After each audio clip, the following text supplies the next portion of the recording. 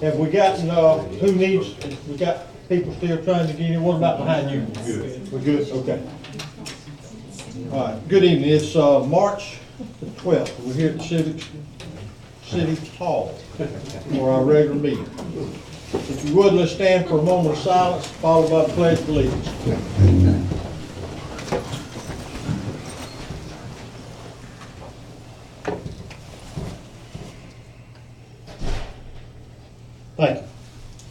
I pledge allegiance to the flag of the United States of America and to the republic for which it stands, one nation, under God, indivisible, with liberty and justice for all. All right. We're going to move right to the agenda. First up is our St. Joe presentation about the Newtown Village. Bridget Precise is here, and we're going to ask this young lady to move that this way. Okay, that's fine. And then will those of you, including myself, I'll just stand over here and we'll just turn that over. I think everyone's somewhat familiar or has heard about the proposed development on the west end of town. And Bridget, I'll just turn it over to you. Thank you, Mayor. Good afternoon, Commissioners. I appreciate your all's time today. I'm here for an update on the progress that we've made on the site plan. The concept is still the same. We're working towards a Mexico Beach Town Village concept and the similar character and style of Mexico Beach. The community will encompass garden-style apartments, townhomes, single-family detached homes, as well as a commercial component, and the commercial will be a smaller scale for some of the mom and pop type businesses that Mexico Beach was famous for. We are going to host some open houses 2 weeks from in 2 weeks. Tuesday, March 26th, and Thursday, March 28th.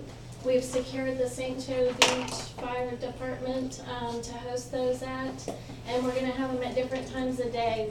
Tuesday the 26th, it'll be from 4 p.m. to 6 p.m., and Thursday will be during the day from 11:30 to 1:30. Is that Central or Eastern? That's Central Time. Thank you. question.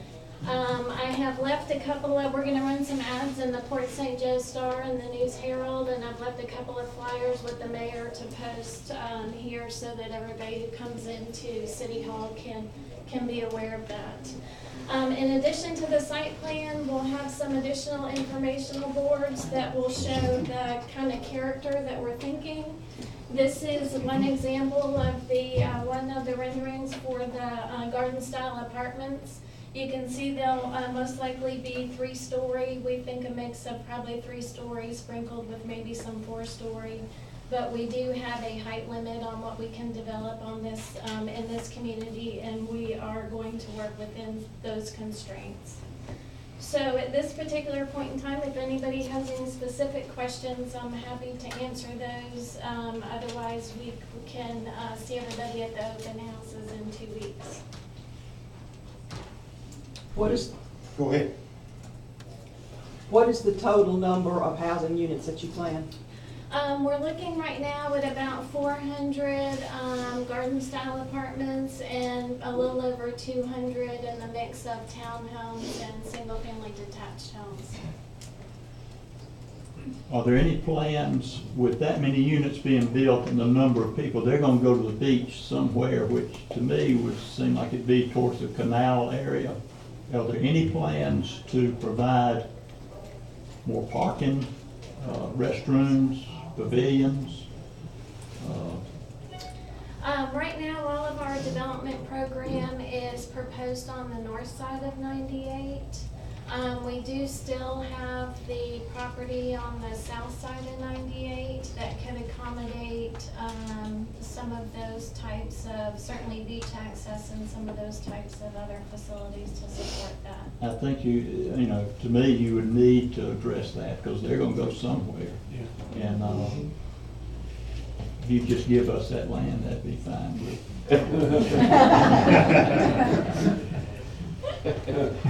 Thank you for your comment. I'll be sure to provide that feedback. The other thing, consider, I just flipped through my head, I know I talked to you earlier, but with a community of that size, there's a lot of people, and that's the beach in general, that's why I'm going from our work, that have dogs and so forth.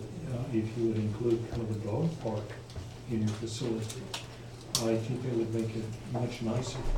Sure, we are proposing kind of a trail network, and we'll have some kind of open spaces where we can certainly look at incorporating some of those ideas also. Will these apartments be built in phases?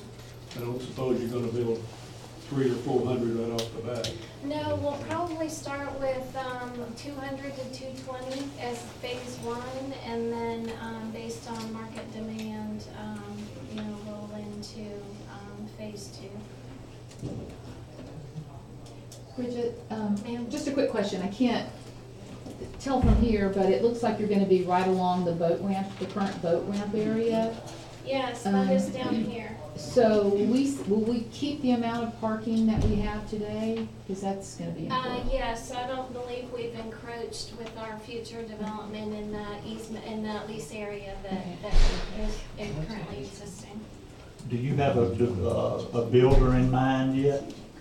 We don't, we haven't, we wanted to get through a few more of these steps before we started having some of those conversations. We don't really have one particular builder in mind. We've mentioned it to multiple builders, and everybody that we've spoken with has been, expressed interest in coming here and helping out with the building. When that gets completed, there'll be a lot of feet crossing 98 just to get to the beach. Have you thought about underground tunnel? We haven't thought specifically about a tunnel, but I think there's been some discussion about maybe a pathway underneath the current existing bridge. What about the roads coming out of that? So far, we only have the boat ramp road and all of that traffic, all of those additional houses with people in them are going to dump out at Boat Ramp Road and on 2-lane 98, which is already consumed with people in the summertime. What are you doing about roads and access for traffic? We're contemplating multiple access points into the development area, and I think at some point in the future, we're also contemplating potential access points to the future, is it Gulf to Bay? No, the back, yeah, Gulf to Bay. Yeah. But that's 5 to 10 years down the road, so during that time, is it all gonna So dump during out? that time, we won't have everybody coming out at one particular point. There will be multiple points on Highway 98, but at this point in time, they will be on Highway 98. Now, will they widen Highway 98 so that Like you your have turn turn lanes? That's an analysis that we'll have to go through at some point, and that'll be part of our development order application process. We don't have that information available right now. You have a projected budget for this? We don't, and at this particular point in time, we'll continue to work on budget, and we understand the market that we're working in, and we understand that whatever rental rates or price rates that we establish will need to be supported in this local market, so that's what we're working towards. Do you have an estimated start date at all? As soon as possible. So, the permitting process it's a process and it takes some time, but, our hope is that we can get at least some start on the site work later this year, if not, vertical construction started on the garden apartments.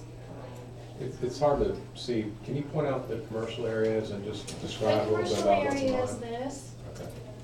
So, it's adjacent to the existing boat ramp. It's got an access off Highway 98. The buildings are smaller scale. We're not targeting big box retailers or anything like that. There's a little proposed kind of entertainment square where, people could go and hang out and visit the shops and the restaurants. It's about probably 50 to 55,000 square feet total of retail and commercial. Will that area include any hotels? To be determined. Can you point out where the boat ramp road is? It's down here. Okay. Thanks. And the leases on these apartments, I'm sorry, I can't see. short-term, month-to-month, 6 months? No, to be determined. So we're positioning this to be more of a primary housing. So, you know, long-term, probably 6-month minimum, Okay. but that has not been finalized. Yes, ma'am? Now, the entertainment area, can that be used by the city? When you say used by the city, it'll be open to the public. So, Okay. yes, anybody can come in and hang out and. But you're talking about for events or something? Well, I'm talking about like for concerts and flea, you know, like we have our little flea market in Parker Park, which right now is not available. Yeah, yes, and I think we'd certainly be open to any and all of that. Now, somebody mentioned the hotel, what does that even, what are we talking?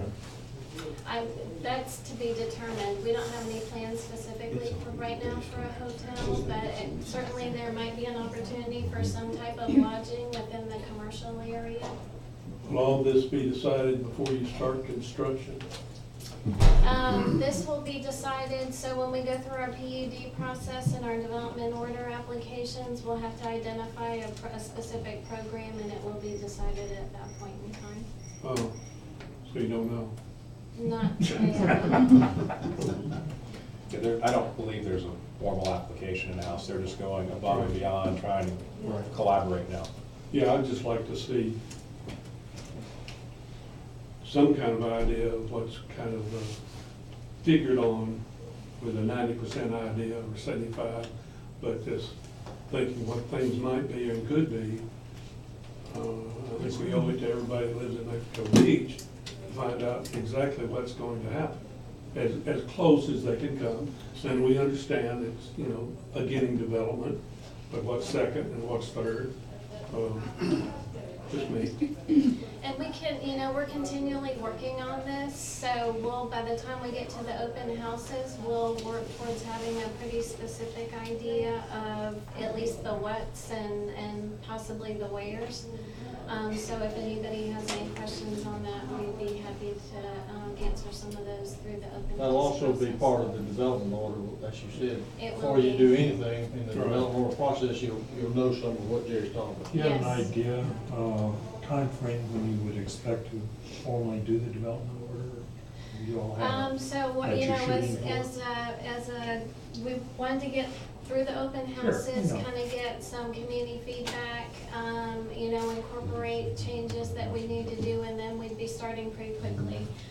We've already started on the site getting some of the base data, topographic information, that kind of thing, so that we can hit the ground running when it comes to the development order process and the engineering for that. And just a little bit on schedule, so the space will have a PUD, so it's a PUD concept approval, then a final development plan approval. I suppose that could be at the same time as the development order, but it's a different step. Usually it'd be 3 steps. Usually it'd be PUD concept approval, final development plan approval, and then development order approval. So you shouldn't expect to see something in a few weeks or a month from now that's a final document to go approve the development. Could you give us the open house dates again? Yes, March 26th from 4 to 6 p.m. and March 28th from 11:30 a.m. to 1:30 p.m. at the St. Joe Beach Fire Department. On Alabama. Yes. On Alabama. I guess that speaks to our tradition of our city, we have an open house at St. Joe Beach. Sort of wish you didn't have to put that in the paper, but I guess you do. Okay. Thank you. Are there more questions? I've got one. Is the plan to lease all of this, or will some of it be for sale, or is that? Some of it will be for sale, the apartments will be for lease, the townhomes will be a mix of for lease and for sale, and the single-family detached will probably be a mix of for lease and for sale. What about commercial? Commercial, we would like to see a lease. We would certainly consider some for sale, but I think we're working on leasing right now. Anybody else? Yes, ma'am. Okay, now what about renting for our tourists? You say on the businesses, you wanted at least a 6-month lease, but what about on the garden apartments and things like that? Will we be able to have that turnover that we're used to having in Mexico Beach? I think our initial focus was to try and provide some housing for the residents and workers of Mexico Beach and Tyndall, and not necessarily be focused on the vacation renters or the short-term renters. Certainly that is something that can be flexible as we go through the process and we kind of understand what the need is and where the needs are, and if we need to, change our direction on some of the town village to accommodate that. I think we'll be able to be flexible on that going forward. Okay.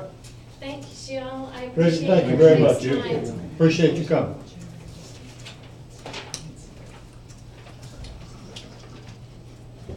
Council, any further comments, questions, concerns?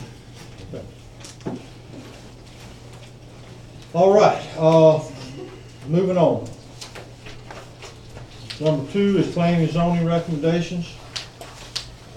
Who's handling that, Tammy? You up on that? The first one is a replat at 106 South 32nd Street. It's currently, well, before the storm, it was 3 units, 3 separate lots. The owners they bought out 1 lot, and now they want to essentially divide the 3 lots into 2 lots, and put 2 single-family homes. It's reduction in density, which is a good thing. They're meeting all the other land development codes, so the P&Z passed that one unanimously. Let me make one comment on this one. It's a very simple request, that's fine if you want to approve it today. The document presented is not formatted properly, the recorder's a plat. So condition your approval on having an appropriate version prepared and come back to us for recording. It's titled incorrectly, it's missing some things, it doesn't have this signature line, so it just needs a few things. You're referencing the survey? Yes. Well, I think they were not interested in spending a lot of money until they knew how the council was gonna respond. So. Okay, so are there, let's see, is there a motion on the replat of 106 South 32nd Street? I'll make a motion to approve it with conditions that the proper documentation is. Okay, we have a motion. Is there, Second. have a motion second, discussion? Anyone here? Any comments from anybody on this replat? What about the council? Okay, call the roll, please. Mr. McLaughlin? Yes. Ms. Albrecht? Yes. Mayor Kaplan? Yes. Mr. Wallace? Yes. Mr. Putnam? Yes. Okay. Let the record now reflect the appropriate documentation. All right, moving on. Okay, the next one is the Mexico Beach Business Center. There is an ordinance on the book, Ordinance 540, which speaks to for that shopping center, in the event of a natural disaster, the rebuilding will be restricted to the same square footage, but there's nothing in the ordinance that protects setbacks. So what you have before you today, and I apologize, the staff recommendation is missing in the packet. It's my fault. But this is just to allow the buildings, those were substantially destroyed and have to be rebuilt, to go back into the original footprint for that entire shopping center complex. The P&Z board approved that unanimously as well. All right. I don't have a problem with it. We did it for the residents. Yeah. Do it for the businesses. All right, so Chair will entertain a motion. That's it, before you approve it, just since it is a variance, let's go through the formality of calling it a hearing and inviting any. I tell you what, participation. I'm going to relinquish the chair. I have a property in that, so I'm going to relinquish the chair to the mayor pro tem, and recuse myself from that discussion and or vote. So we want a hearing, Nick? Yes, and So the we- purpose really is just to make sure everyone in the room knows that they're welcome to provide feedback. Otherwise, it's basically the same process you follow, just approve it. So do we have to close our other meeting or just leave it open as a, No, okay, just a public hearing? Okay, so we're gonna have a public hearing now to talk about the businesses on the, what did we call it? Mexico Beach Business. Yeah, Mexico Beach Business Center, open to the public. And it's to allow the same setbacks that currently exist instead of applying the rules that are on the books that may be more strict. All right, to accept the businesses built as is and to ignore the setbacks that are on the books now. Build it as it has been. Open to the public. That'd be prior to the next meeting, or do we need to act quickly? No, Yeah. right Right now. now. Right. Oh, right All now. this really is I just want everyone in the room to know, if you want to speak up and say something in support or opposition, you're welcome to, because that's how variance approvals work. Are you establishing any precedent by waiving that new law, new setback for other businesses? No, it's an individual variance request for this property. It relates to the way the buildings are configured, the parking, the limitations of the amount of land there. There's 10 businesses or pieces of property that are involved in the Mexico Beach Shopping Center area. So it's not just one or two, it's all 10 of them. Now, was Parker Realty included in that? Yes. Fish House, Ace Hardware, Mango Miley's, Beach Walk, Neon Palm, I'm not sure what that is right now, Parker Realty, Laundromat, Civic Center, that we used to have meetings in, Kathy's Construction, and a vacant lot. No, you need the businesses to come back. You're getting variance for the residents, the businesses should be exactly the same. I agree. I mean, we need to see all this get rebuilt. I agree. I agree. Anybody else? All right, The so, sooner the better. so let's close the hearing, and we will now talk to the council, see if there's Motion. a motion, thank you for the word, a motion to accept this. I make a motion to allow the businesses of Mexico Beach Business Center to build back to the setbacks that were in place as of October 10th, ignore the present setbacks. Second that motion. Any discussion? Call the roll, please. Mr. McLaughlin? Yes. Ms. Albrecht? Yes. Mayor Kathy? Mr. Wallace? Yes. And Mr. Putnam? Yes. All right, and it passed, and I'll relinquish it back to the Thank mayor. you. All right, number 3. Okay, if we could see the TV, so we'll get the camera guy to move over. We want to talk to you today about our recovery project and what we have going on, and just kind of give you a bird's eye view of everything we're going to be doing. So, next slide, please. So I just wanted to point out, and I'm not going to go through all of these, everything we're doing, we're following the city's vision and mission that's on the books. I just pulled out 3 that are important: to preserve and protect our quality of life, to provide our residents and visitors with quality services while protecting our natural resources, and to maintain our small town coastal atmosphere. That's the vision. That's what we're focusing on with recovery. Next. Core values, again, I pulled these out of the city's mission and vision. We're accountable to the citizens. We exceed expectations. We're flexible and adaptive, and we're going to manage our resources wisely. And you'll probably hear me say that a lot when you're asking, why can't we move the palm trees to the other side of the highway? Well, it's because it's not effective use of your tax dollars. So you're going to hear us say that quite a bit. Capital improvements. We looked at the capital improvement plan for the city. There's, I don't know, some 18 goals. I just pulled out the ones that would apply. We're going to help you understand how projects relate. We're going to look for alternative methods of financing, which is kind of a given right now. allow time to acquire land and right-of-way for certain projects, provide time to adequately plan and construct, and to allow more public knowledge and input. So those are our focus. You probably remember these slides back in December. I think we talked through how we would be getting public input. Right now, we already have folks working on different things, whether it's our county partners or professional services.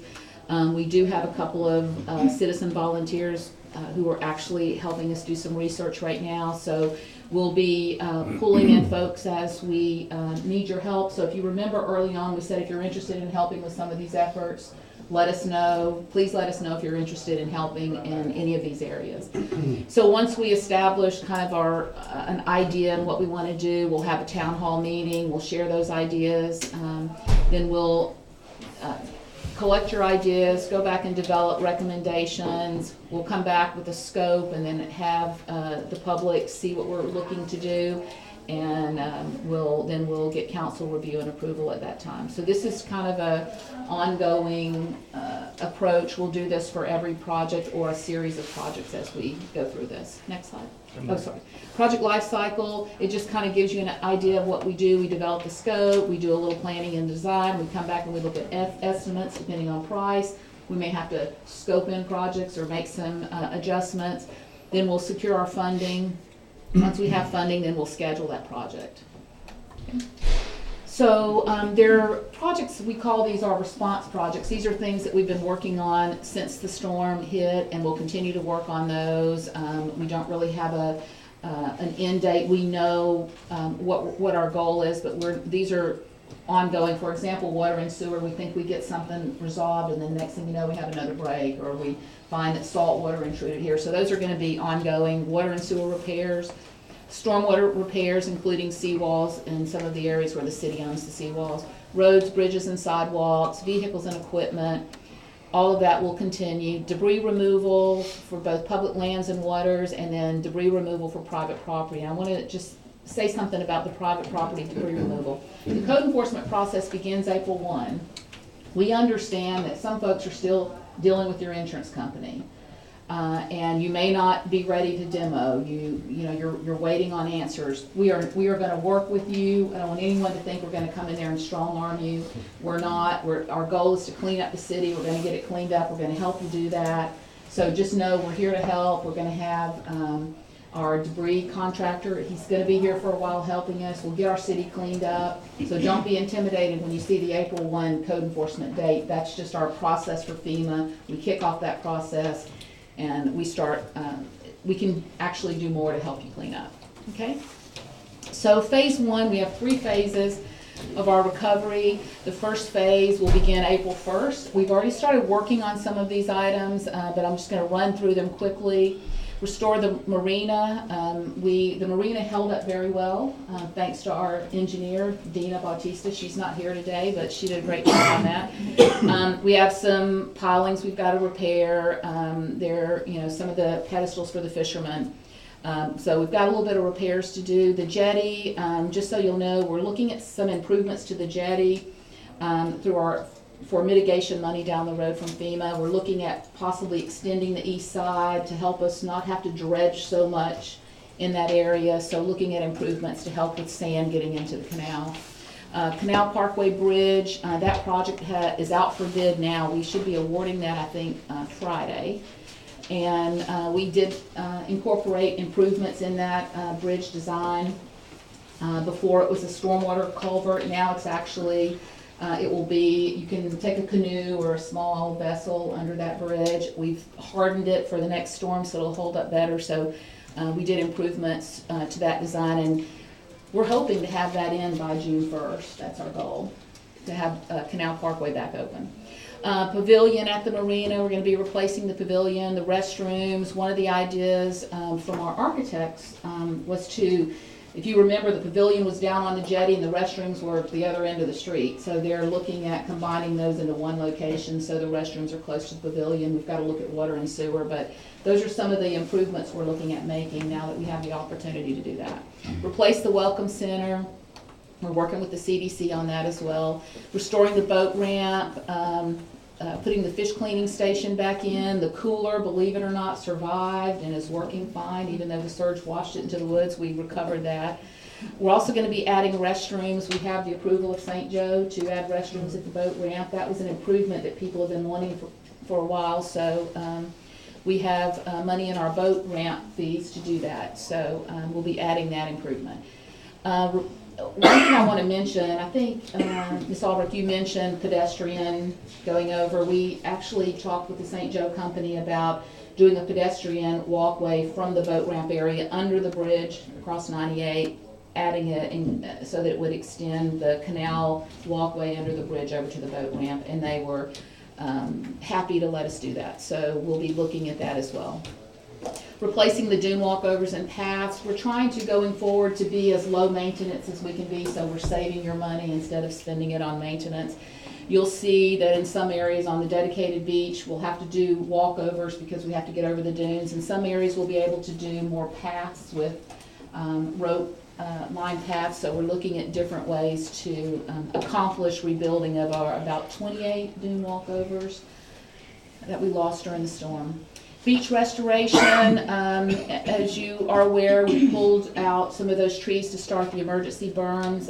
One of the things that we are doing quickly, and we'll talk about it with the task order in a few minutes, is we are starting to do repairs, what FEMA considers emergency berms, along backside of where you traditionally think about our dunes starting. We can do this during turtle season, so we're gonna be starting on that immediately because we need to make sure that we're protected. Even if we had a small storm later this summer, we need to make sure we've got those in, so you will see that work begin very quickly.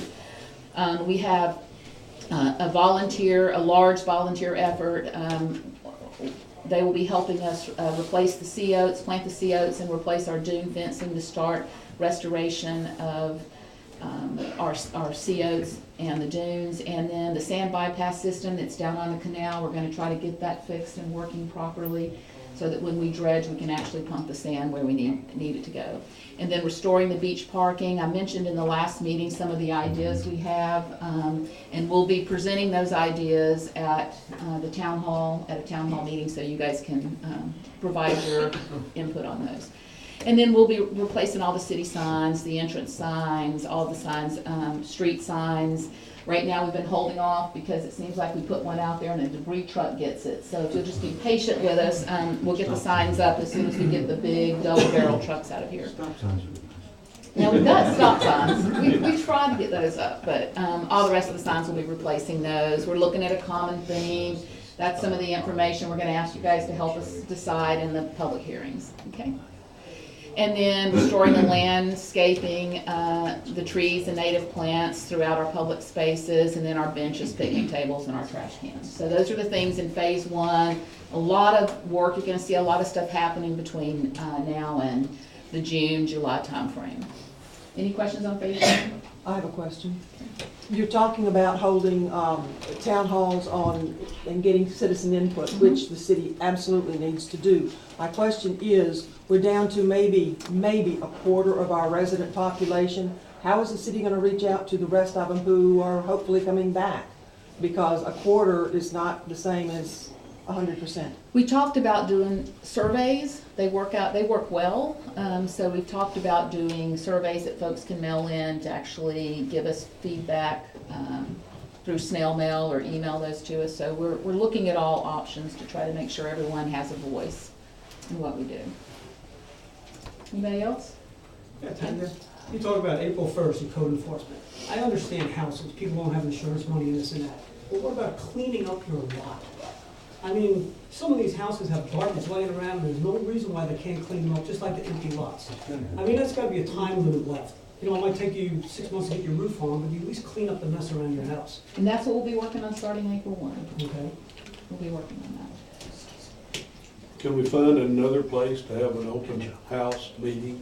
I mean, I don't want to go to Gulf County, but let's do something around here somewhere. If we have to put up a Maintenance tent. building's all you got, What? the maintenance building. Yeah, and that's, Your we're house. getting ready to put that out for bid, but we're gonna find a place in our city. Why can't we just use the tennis courts again? We could do that. But we will look at finding a place large enough in the city. I probably put that off on Adrian and let him find a place. Yeah, that's a good idea. Down the church lot. He's creative, he'll find a Oh, place for us. Okay, phase two, these are efforts, some of this again is already underway, but the official kickoff will be August 1st. We're gonna start looking at rebuilding Sunset Park. You know, staff, we've talked about, well, it had 2 pavilions before, should it have 1? So we really want your help with what we should put back at Sunset Park. We're gonna continue the beach restoration. There are some things that we cannot do during turtle season, and there's some things that we can do, and we're gonna do everything we can during turtle season. And then you'll see later in phase 3, we'll really be gearing up, completing that beach restoration after turtle season. Regional stormwater detention, I don't think anybody in here believes that our stormwater is solved. We're working on that. One of the things that, I went to a meeting this morning in Bay County where we're looking at mitigation money. They're expecting about $1 billion for our area in mitigation money. One of the things that our Dewberry engineers are looking at is something called regional stormwater detention, where we can do a couple of things. We can help with our stormwater issue, but we can also treat the water before the brown water goes into the Gulf, so we're looking at that as an option. We'll start planning for our government complex. They're already working on site plans. DAG and Dewberry are working on that now. We had one meeting with DAG last week to come up with a site plan that we can hand off to the St. Joe Company. They're waiting on a site plan to actually deed the land to us, so we'll be working on that. That's an exciting project, and I think a lot of folks want to be involved in that. Pier planning and design. Again, we have a conceptual design already for the pier, but we'll be, you know, kind of focusing in on design and planning and design after August 1st. Met a gentleman this morning at the hazard mitigation meeting. He's with the Sea Grant organization, and he's got a meeting next week with the Department of Commerce, and they're looking for a project that's both educational and an economic stimulus project. And I said, I've got one for you. And so they were really interested in it. We'll be having a representative at that meeting next week, and hopefully keep your fingers crossed that we'll see some funding from that effort. And then private property resiliency funding. FEMA has a hazard mitigation grant program that will also help private property owners if you need additional funds to elevate or to meet flood requirements, and we are definitely going to be reaching out and trying to get that money for our citizens. So if you know of folks who didn't have insurance, are going to need help with rebuilding and elevating and those sort of things, make sure that you have them call us so we can get them on a list. And then phase 3, beginning October 1st, we're going to actually construct the government complex. And beginning October 1, that doesn't mean we're going to be have a shovel in the ground on October 1st. That's when we're going to actually start planning and getting ready to build that complex. Right now, we're looking at a community center / emergency operations center so that the next storm, our first responders can remain here in the city, and also our public safety building for police and fire. Building the pier, phase 3, completing the regional stormwater detention, completing the beach restoration, and then restoring Parker Park. Restoring Parker Park is kind of at the end because right now it's our makeshift police and fire, so we've got that at the end. If we find that we can do something with police and fire before then that will move higher in the list. Any questions? Okay. This is for the council. This just kind of gives us our timeline, the project timeline, what we're doing, the % complete on all of these efforts, and this is something that you'll have in your packet once a month, the first meeting of every month, just to kind of give you a high-level view. You know, there's hundreds of tasks involved in each of those, but we're just giving you the top one so you can see what we're doing and how we're making progress towards our goal. Okay. And then this just gives you a picture of where we stand today. Everyone knows we received our $2.8 million reimbursement. We're supposed to get the full 2.8 as soon as the president signs the 100% for 45 days, but right now they've given us about 90% of that. Would you say, Adrian? The 2.8. Did he? Oh, perfect. So then we should get the remainder of that. And then for debris removal, So we've got the 2.8 in the hopper right now. We have another 7.2 million waiting on reimbursement. I think most of that's been obligated, so we're hoping to see a check for 50% of that any day now. And then for category B, emergency protective measures, we spent about almost $2 million, and that's, you know, all of the water and sewer restoration, all of the emergency services. Those projects those have also been sent to FEMA, so we're waiting reimbursement on those. And then roads and bridges, those are also two projects for work that we have completed that are sitting in the hopper for FEMA as well. So a lot of money waiting, and this is just what we have. Don't we have more reimbursement money than that? This is what's been is sitting in there ready to pay out for review. But didn't we get the FDOT money from the government Yeah, and a FEMA? Right, this is just the reimbursement, the things we have FEMA. for FEMA reimbursement. We Not- did get 2.8 from DOT Okay, as a gift from the governor that, okay. I think as you said in your interview to the press, it's already been spent, but, so, I think it sort of just slid across April's deck. It didn't stop. I don't think it stopped. so that's just how we look on reimbursement. The point is, we are pushing those through as quickly as we can, and we're keeping that cash flow moving and trying to make sure that we get your money back as quickly as we can, so we can slide it across the table. Project summary, for substantial damage, we inspected 1,692 structures. Keep in mind that if it was a multi-dwelling structure, that counted as one structure, even though it may have had 8 units. It just that's just how it's counted. We had 809 that were substantially damaged. Some people have appealed that, but that was the result of the inspection.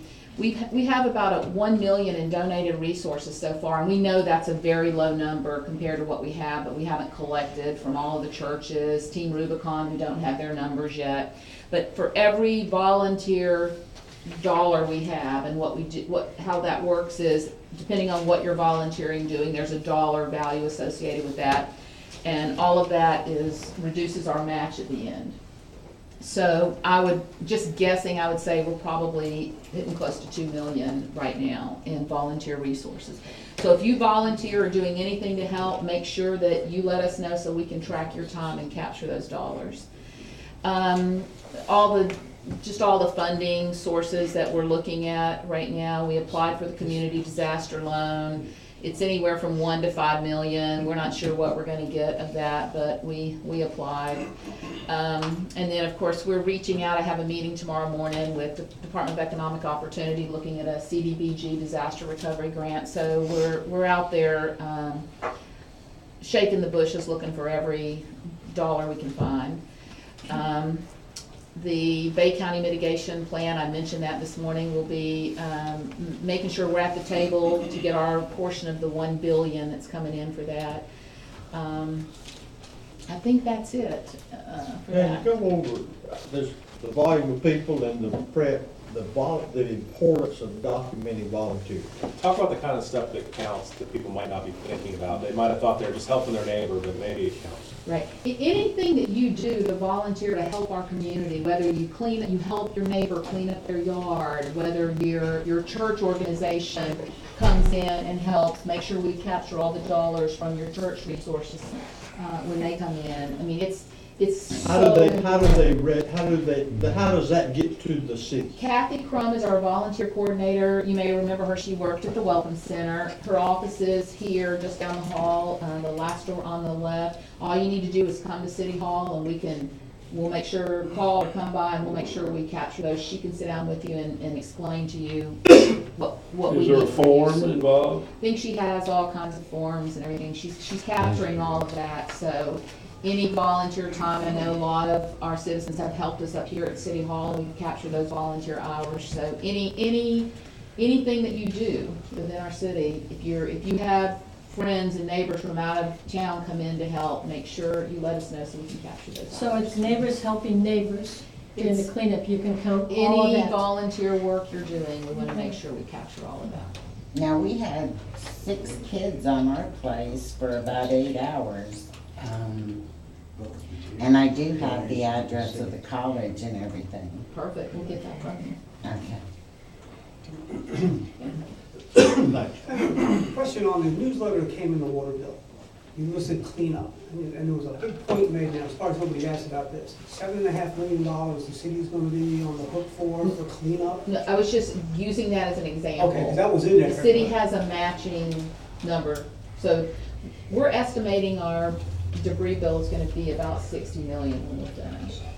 So that's why volunteer hours are so important. We also have the 2.8 from the governor that we can apply to that. Okay, so the $7.5 million, I mean, the way I read the newsletter with some of my neighbors, was like, is that gonna be a special assessment type deal between the properties? That's what we're doing now. About a $500,000. We'll send a bill to you. How many asking properties, you know, I know your residents, the numbers fluctuate, 1,000 something up to 10, 12,000 in the summertime. How many actual houses, condos and everything else were there in Mexico Beach? I've never seen that. 700. There was about 2,700 before the storm. Okay. And how many are there now? We know that we looked at this maybe about a month ago, and we had between 300 and 400 with utilities. Okay? All right, Anything else? All right, well done.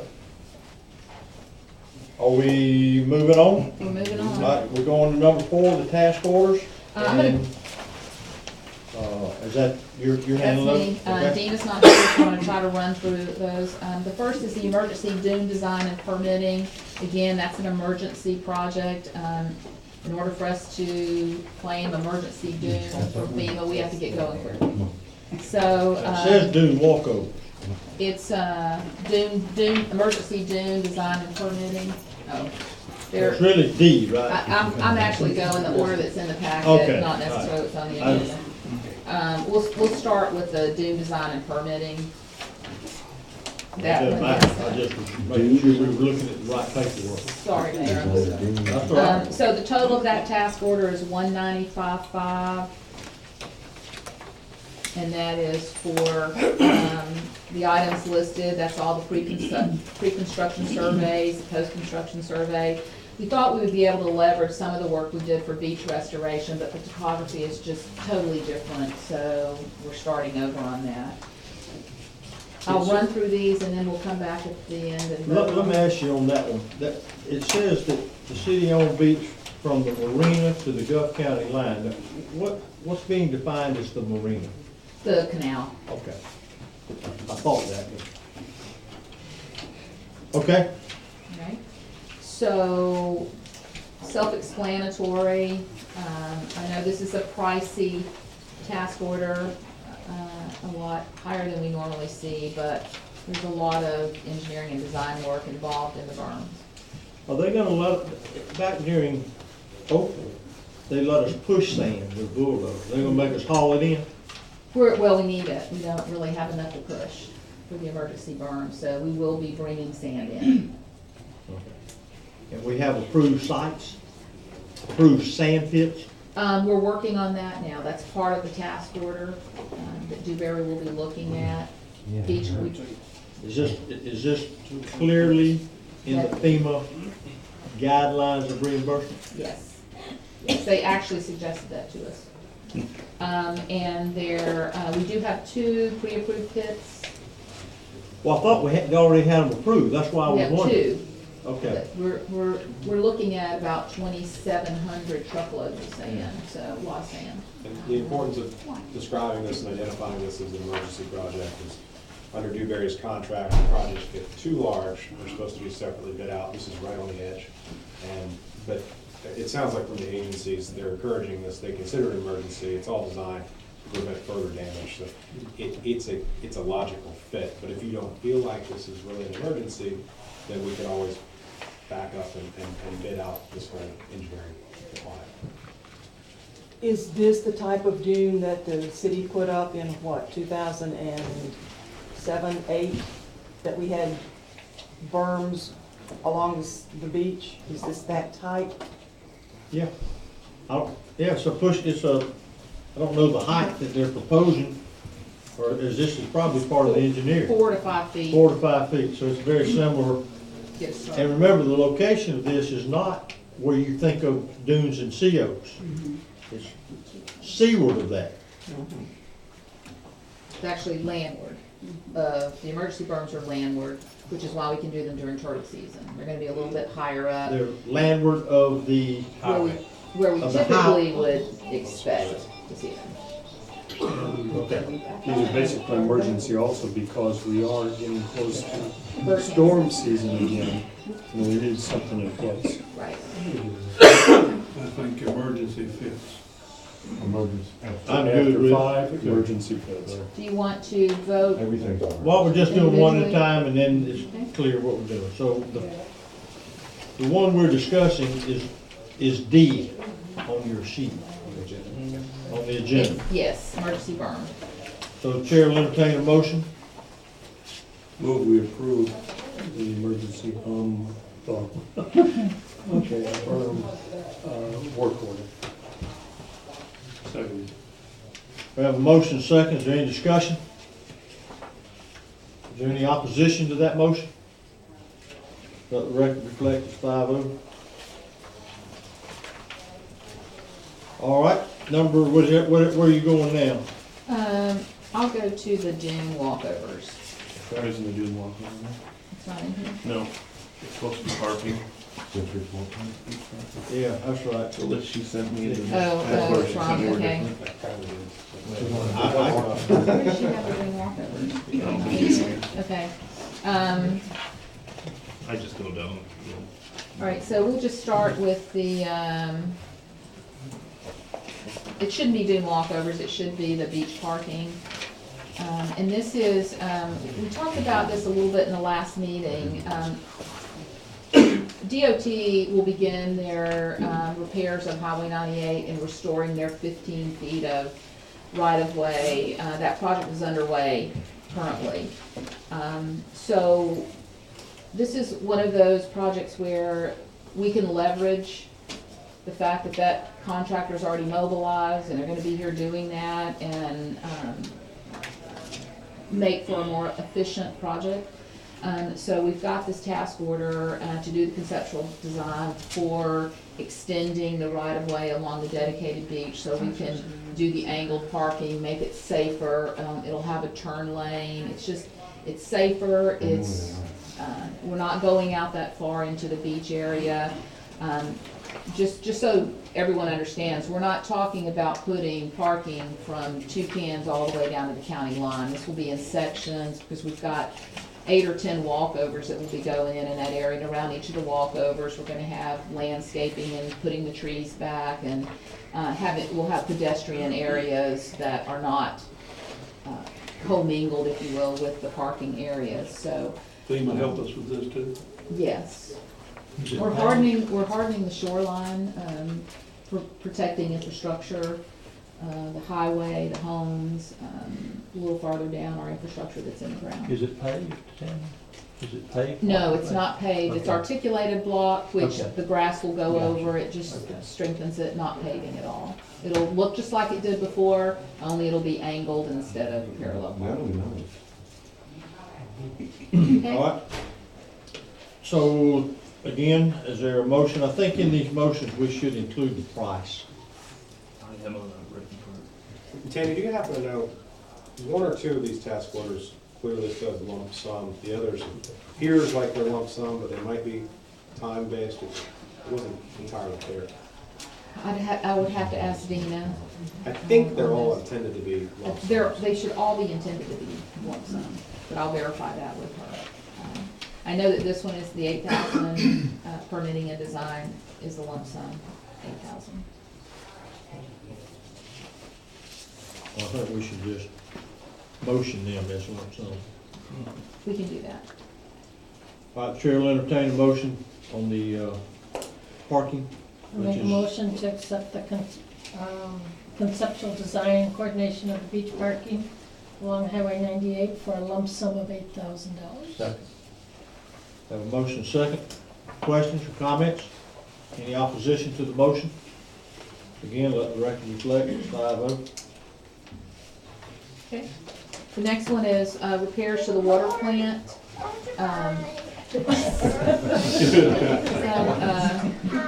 Love it when that happens, though. Yeah, it happened in church one day. So, this is the water plant. We had damage from the salt water to some of the electrical components. And this is basically to do the repairs. I don't think we have any mitigation in this one to elevate. There should be. There is, okay, this will also be elevated. Okay. So what we're trying to do in the water plant is think ahead. So not only are we gonna be doing our repairs, we're gonna be elevating all the electrical components, so the next time we have 21 inches of water back there, we won't have to worry about this. So this is strictly, to design and bid the repairs for the water plant. Okay, again, I'm gonna just, I asked it once, but all of these are FEMA approved projects. These are all All- repairs and mitigation.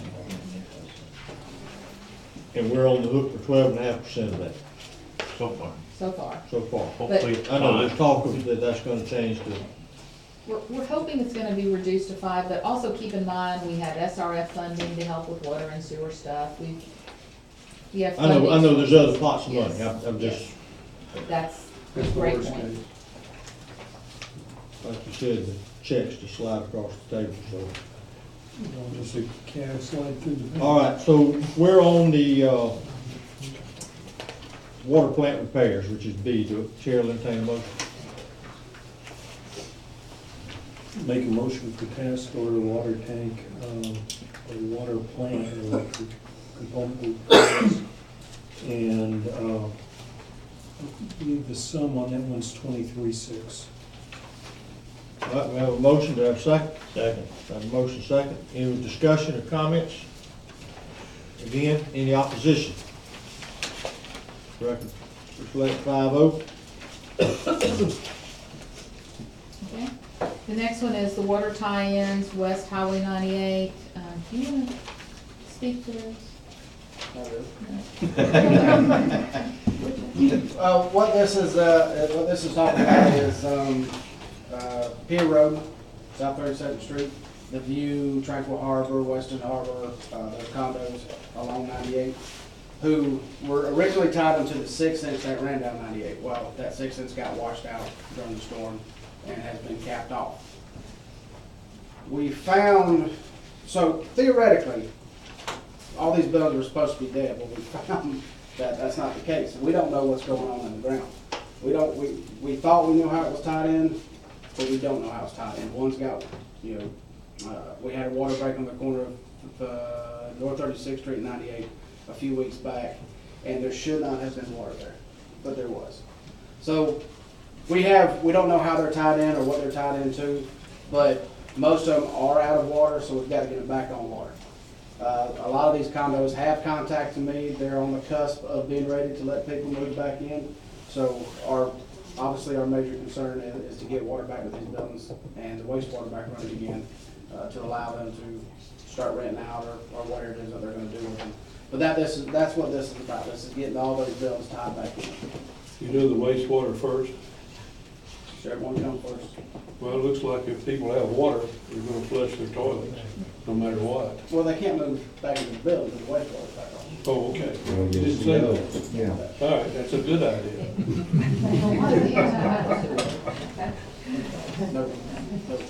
If you guys remember, I think it was Summer House, you approved, we did the work for Summer House already because they were up and running. It's just, it was the continuation of that. Yep, Summer House there on 98 and 22nd Street, which they were very close to being ready. We went ahead and done their tie-in separately, so they're up and running, ready to go as far as utilities go. All right. Council, anybody want to make a motion on the water? Make a motion to approve the design and permitting for the water tie-ins on West Highway 98 for, I assume the lump sum of adding all this together is $12,200. Second. Motion is second. Questions or comments from anyone? Is there any opposition? Again, vote, motion carries 5-0. Right. And the last one is the stormwater inspection and analysis. You remember we did this for sewer not too long ago. Now this is to do the same work for our stormwater system. Figure out what's broken, what's crushed, what's full, what's blocked. Get started on this. And this is pretty much what's underground. This is to cover every square inch of pipe, every square inch of open ditch in the city of Mexico Beach, including driveways, and stormwater basins, like Florida Avenue. I'm sure a lot of people noticed the pipe, the 36-inch pipe that runs down Florida Avenue fell in several spots and starting to pull the ground down. So this will cover every square inch of drainage in town. And also, if there's not drainage, to start figuring out how to get drainage there. Is this identifying all the problems? Yes.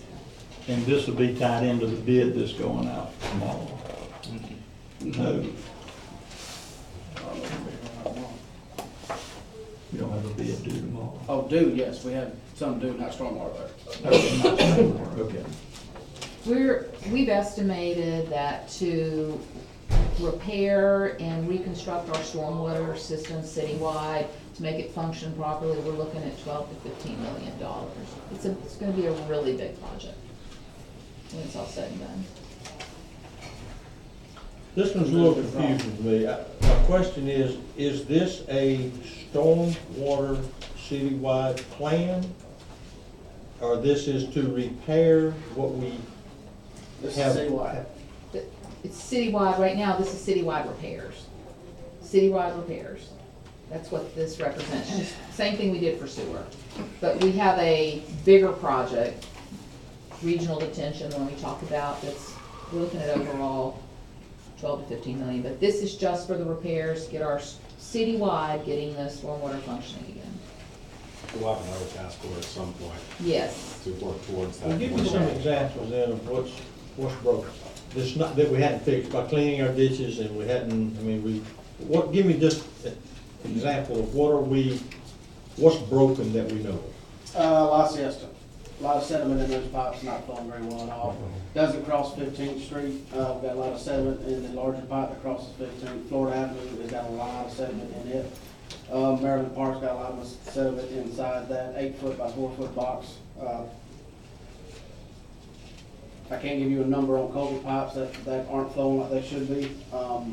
We have pipes that have floated up out of the ground. That's one of the downsides to using the double wall hand core pipe. Or problems like that is what we're dealing with. Would this be down to the level, kind of like I reported, at my property where a limb came through? And Yes. hit the pipe and right at the connection connected in, so it's down at that level on personal property? Yes.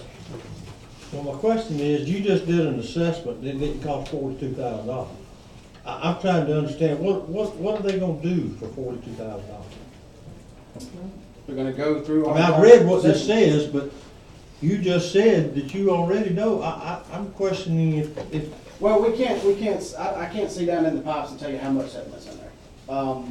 We can look and, we can stick our head up. Why we need to know? If it's full, we're gonna blow it out. Well, I'll tell you why we need to know, because FEMA, we have to approve everything that we clean and everything that we do. We can't just go clean them out and say we were done. We have to prove that there was sediment in those pipes, we have to. Video evidence. All of that in order to get reimbursement. Does FEMA have someone checking it? I mean, physically? We have to provide that documentation with our grant when we request reimbursement. Now, if somebody's sitting there actually going through those videos, that I don't know. So is it fair to say if the job is small enough that city staff was just gonna fix the pipes, we'd probably just handle it in-house, but because it's large, we need to build a case for hiring a contractor to come in and do. I think that's a fair statement, but based on what we already suspect, I'm not sure. I think it's probably gonna be a job we bid out. And FEMA would require this kind of background study Yes. and work to justify paying Exactly. for the contractor to come in. Exactly. Would it move faster to contract it out? Sure. Let's say yes. I said sure. If we go through FEMA, aren't we hoping to get paid back if Oh, we yeah. just Yes. contract it out? Right. No, we contracted Yeah, out I know, through but- the FEMA, we put it out for bid and FEMA Right, still but reimbursed. Jerry just said, and you just contracted out, I thought you were jumping over the FEMA loop. Oh, Just no, to say, no, okay. because I think that would move faster, and everyone in this room is interested in things happening faster. If FEMA's gonna do the reimbursement anyway, why not move it as quick as we can? And Rex is gonna help clean out some of these sewer pipes, so we're gonna count his hours. So another time we have to dot our i's and cross our t's for FEMA money. Right, have to do it just right. You're right. It's a significant project.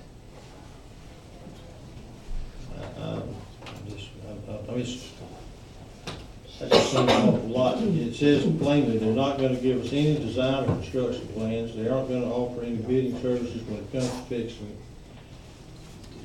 With as many open ditches as we have and have cleaned,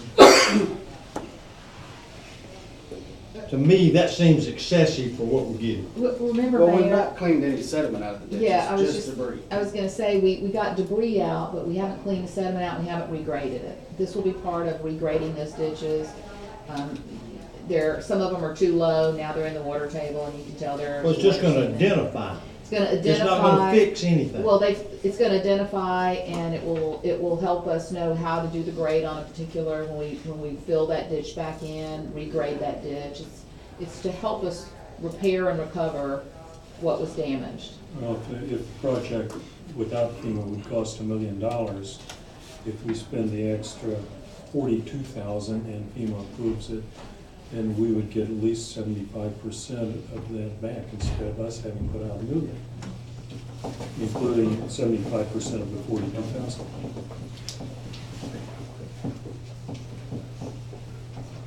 Okay, any other comments? Is there a motion? All right, I make a motion, nobody else is speaking up, to accept the citywide stormwater inspection analysis for a lump sum of $42,000. Second that motion. Questions, comments? I know you just talked about pipes, but you mentioned just a minute ago when you were talking about that, about when there's not pipes, or need to be pipes.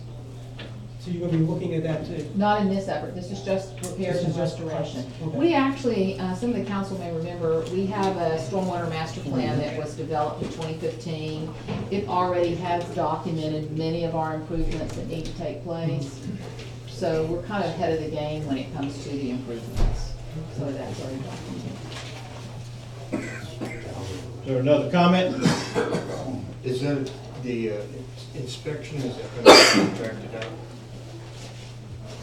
Well, that's what this money's for, evidently. I mean, it's Dewberry does that, I'm not, Dewberry. they'll probably sub it, my guess. Call the roll, please. Mr. McLaughlin? Yes. Ms. Albrecht? Yes. Mayor Kathy? No. Mr. Wallace? Yes. Mr. Putnam? Yes.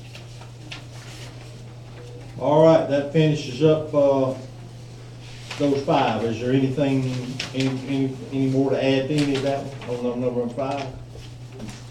Okay. Unincorporated sewer connections, number 5, excuse me. A couple of things on this. First of all, Veterans Park, many of you know, FEMA will be setting up temporary housing for 42 families at Veterans Park. The county cannot provide sewer to that location, so we're gonna provide sewer. If you guys are willing to do that, we've been working on it already. We have maybe 10 Mexico Beach families who will be living in that development as well. So we've started work on this already because we have a short time frame. Phillips met with the contractor several times already, gone out, we've reviewed the site with them, but we're asking for your vote to extend our sewer service to the Veterans Park temporary RV/mobile home park. Would the normal surcharge apply? Yes, or the rates in the ordinance will apply. And we're already providing water, sewer to that area anyhow. So, Again, it's Okay. temporary. Waiting to hear back from FEMA on that. Okay. They're telling us, Julie, maybe 12 to 18 months. okay, thank you. how do we charge down there for that? Just a tap? Or we give them a tap? They Or? want individual meters, individual Okay. meters, so it'll be per 42 tap taps. with the impact fees. 42 taps with all the impact fees and 25% markup on the monthly service. And the tap fees and What about our, can we accommodate that with our existing sewer? Yes, sir, we didn't get our billing yet for last month's wastewater treatment, but we have a capacity of 473,000 gallons a day, which But I mean, unfortunately. the system that we have in place down there, they can get to us? Yes, sir. I thought, okay. And Mayor, before we vote on that, I want to also mention that we have 4 or 5 homes. They sent us a letter right after the storm, October 30th, requesting that if we, these are homes on the beach in Gulf County, just outside the city. They lost their septics during the storm, their septic tanks. So they've asked us to extend sewer. There's 4, 5 homes. We're still getting phone calls daily, and I'm sure we're gonna get a few more phone calls after this meeting, but there are a few folks there who need sewer as well, who lost their septic systems, and we're also asking your approval to provide sewer to the individual homes beachside.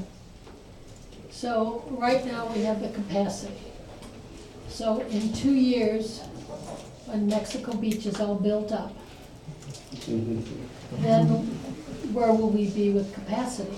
I think with the St. Joe development, we're gonna be looking at capacity sooner versus later anyways. So a couple of years ago, we were right on the edge of being over capacity, and the city and the county made arrangements, and the city got more capacity reserved. I don't know the thresholds and the amounts, but we are at that level where we were, where it was very close. We did make arrangements to ensure there was more capacity. Currently, there are very few users on the system, so we're way under. But even if we hadn't had the hurricane, we had ensured that we had. We got an extra extra capacity. 100,000, Okay. yeah. We have a Meaning lot. when reference to Nick's, when the city and the county finally figured out a way to give us more capacity. Okay, I just didn't want to Yeah, cut it short once we're rebuilt. I know we need the money, but once I'd hate to say to them, okay, we're rebuilt, we don't have the capacity, sorry folks. I mean, you can't do that. We So- reached out to the RV lot, or they reached out to us and asked, we gave it to them. That was before the hurricane. These 4 or 5 homes have been through the hurricane, so. Well, Dan, who's gonna cut that line? Who's gonna, on these homes, how are they gonna, who's gonna be responsible for tapping our line? They will be responsible for tapping the line. Once it's tapped, we'll be responsible for maintaining that line. And who's gonna oversee the tapping? Actually, DOT oversees the tap. We put one of our guys out there on site as well. But DOT has somebody on site to make sure, or double sure, that it's being done properly. That's a requirement by them. Because we gotta fix it when it's not done right. So we gotta have somebody down there seeing that that's done right. So they're gonna tap it, so that's gonna require a tap per house. Yes, sir. There's no central, Per pad. Yeah. but I'm trying on the houses on the highway. Same thing. The same Per- thing. Yes, sir, per. So how difficult is it once St. Joe's project, we're looking 5 years from now to get we got 100,000, you said, extra? Well, that'll be part of the development order. Yeah, I know, but okay, that'll go along. with We St. Joe's. wouldn't approve it till we know we got the capacity, Okay, is what I'm saying. all right. Whatever they propose, there'll be in the development order process, there'll be a plan for us to ensure that we can supply water, sewer. Okay, let's say we reach that quicker than we thought down the road. How difficult is it to get it raised again? You gonna mind? I think a lot of those hurdles have been cleared if the same people stay over there. If we don't have to reinvent the wheel. Oh, I got you. We'd also be collecting impact fees that are intended to go towards expanding facilities and addressing. If it's not enough, we can redo some of our systems and our rules and County's generate got- more money, but there is a system in place that's theoretically supposed to. The county's got gazillions of excess. Okay. And Adrian just reminded, we've talked, among our staff, we've always had a problem with I&I, it's really bad right now. But with all the repairs that we're doing, we're gonna reduce our capacity a little bit from all the groundwater infiltration we've seen over the years, so, we might even see a reduction in our capacity from that work. Does that require a motion to do the commercial, To- I mean, the unincorporated sewer? Okay. I wasn't sure if we could just say, yeah, we'll do it. We've normally done that in the past, but you could take the approach that everybody's allowed to hook on, because you don't really have a rule in the book that says Well, we're just, something otherwise. we'll identify it. That way it's clear what we're doing. So we're gonna do, the Memorial Park, and do we want to identify the number of homes, or just say that stretch, or how do you? I'll read the addresses. 86, 87 West Highway 98, 8705, 8709, 8711, 8675, and 8695, Highway 98, all on Highway 98. Do we anticipate that we will have more requests? Absolutely. We could. Okay, so the question I would ask is, okay, we could approve up to that, but could we approve, say, instead of 6, up to 10? Which would allow at least 4 more. Traditionally have the address. We traditionally have the address in the minutes every time. Okay, I think we need the addresses. all right. Okay, so, question? Yeah, would the houses also be just for the 12 to 18 months, or are they gonna be permanently? Could be permanent, just sewer, not water.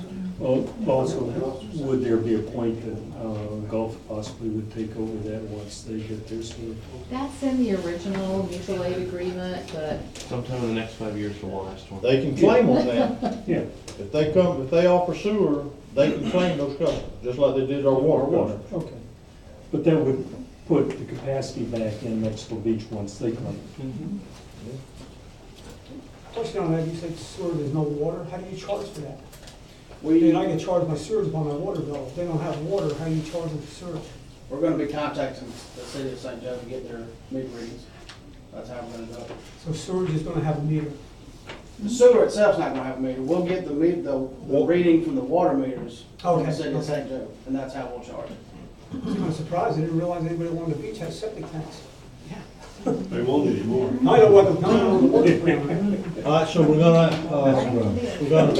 chair will accept the motion based on the Memorial Park FEMA camp and the addresses that were just read out. Make a motion that we accept the park and the addresses that were read out to look up for sewer. Second. Motion and a second. Any other questions or comments? Call the roll. Mr. McLaughlin? Yes. Ms. Albert? Yes. Mayor Kathy? Yes. Mr. Wallace? Yes. Mr. Putnam? Yeah. Okay. Number 6. Next one is the setback ordinance. We talked, last meeting about doing a blanket setback ordinance to allow folks to go back to their original footprint. Nick has, 2 versions here in the packet for you. We're not gonna vote on this today. We'll wait until next meeting to have the first reading. But I wanted just to talk about the difference in the 2, and I'm gonna take a stab at it, and then Nick, I'll let you jump in and cover anything I missed. So one essentially looks at a waiver. You come and you apply for the waiver status. It adds an extra step for us. So I asked Nick to do a second one that would essentially, it would be part of the development order process. We would review it then with the development order instead of having to have a separate process where you come in and apply for a waiver. So Nick, I'll let you. Yeah, that's the basics of it. The waiver alternative, I think, the way I followed the discussion last meeting is closer to what you suggested. The development order approach, though, is simpler. It was an idea that Tanya had, and it'll be one less step for everybody and easier to track. An important difference between the 2 versions is the one that you're looking at right now. The applying for the waiver approach, once somebody came in, applied for that, and was approved for it, that waiver is as good as they need it to be good for until they build. So if they don't build for 5, 6, 7, 8, 9 years, that's fine. You still have these setbacks locked into place. It is set up so that it only applies to rebuilding once. It's not a permanent thing where in 30 years from now, if they build something new, it doesn't apply at that point, the regular rules apply. The development order approach as drafted, the important thing that's different about other than the process is that their opportunity to go and build something new expires when the development order expires. So they come in, it's set for, they have to apply for within a year for the development order. If you want that to be longer, that's fine. So they come in, they apply, they get approved, and then our development orders, I think they usually expire in 1 year, is that right? So it does create an end point where someone would have had to have acted. The advantage of that is it's easier for staff to track and monitor and keep track of. The disadvantage of it though is you may not want to be that aggressive about requiring somebody to act that quickly. This isn't a situation where you have to pick exactly one or the other of these two ordinances. If you wanted to tweak something in one, that's fine. There aren't any absolutes here. So suggestion is that we keep this, chew on it, and put it back on the table for our next meeting. Okay. Just one thing that bothers me is the 6 months requirement. I don't think that's. You mean for completion of the order? That was in the version where you come in and just apply for a waiver, and you come in within 6 months to apply for the waiver. You don't have to be ready to build at that point. It's just a document, here's where the building was. Just have to apply then, but there's no, I mean, that. But Mayor, if we, the one that follows the development order, you can come in at any time and then Whenever you file for the development order. Yes. Okay, there's not a time to do I that. don't think you put a time. I think it was 1 year. 1 year. But if you want longer. We can that's extend it. totally fine. We can look at that 9 months down the road. If we need to extend it, we can. Now, just, the one for the development order is the first one in our packet, just so I make sure. It is. Okay. I don't know. So while that version is easier for staff, it does require citizens to know more about their project. If they're getting ready to build, they have to be further along. Now the other version, they don't really have to know anything about what they're gonna do other than they know they want to use the same footprint as before. But in that one, if I'm correct, in what you're saying, if you extended the year time frame that they'd have to come in and do it, and say if you put the time frame at 3 years, by that time, most people probably would know. Probably. And the other drawback of extending the time too far is it gets harder to prove that your house is where you thought it was, because right now it's pretty obvious. You can go out and look at most properties. If you can't look at them, then there's documents around, there's things to substantiate with. So the ordinance with the, following the development order, you've got up to a year to come in to apply for your development order, and then the development order has another year, so that's I think you essentially need 2 more than years. 1 year, I'm not sure if it's. So you essentially get 2 years. Yeah, I know, I'm saying up front, I think it's 1 year, but this, we gotta talk about. We've got them both, let's Thank you. take them back, look at them, come put it back on the agenda for next week. The next meeting, we won't do a first reading, but we'll figure out the approach to use the Sure. ordinance. If anybody, these are a little confusing, if anybody has questions, call me, call Tanya, we'll walk through things. Everybody good with that? Okay? Moving on. Okay, the next one is commercial change of use. This is one we're probably all gonna be happy about. This is the Mexico Beach Wine and Spirits. They were located at the Gulf, next door to Gulf Foods before the storm. They want to relocate to a location right beside the post office, so you can pick up your mail and your tequila at the same time. And that is zoned commercial, but that is a change of use, so that needs to come before the council. Are they gonna have a wine tasting? No, of course. Open house. Tasting.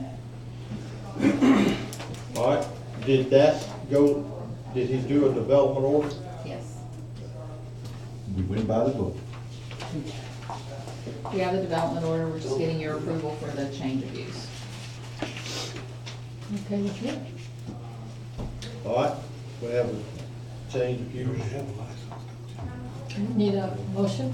All right, Yeah, that has to be approved. Okay, make a motion for a change of use for the building near the post office to become a liquor store. Second. Have a motion second. Is there any questions or comments? One question, I live by the post office. I mean, summertime, you can't find a parking spot. I know, I won't have to worry about bills anymore, make it even better when I get a bill or something. But parking or anything, I mean, is anything gonna be added for that? Because a lot of times you can't even find a place to pull in, to get your mail, huh? That's only at 10 o'clock in the morning. 10 o'clock in the morning, it's busy at the post office.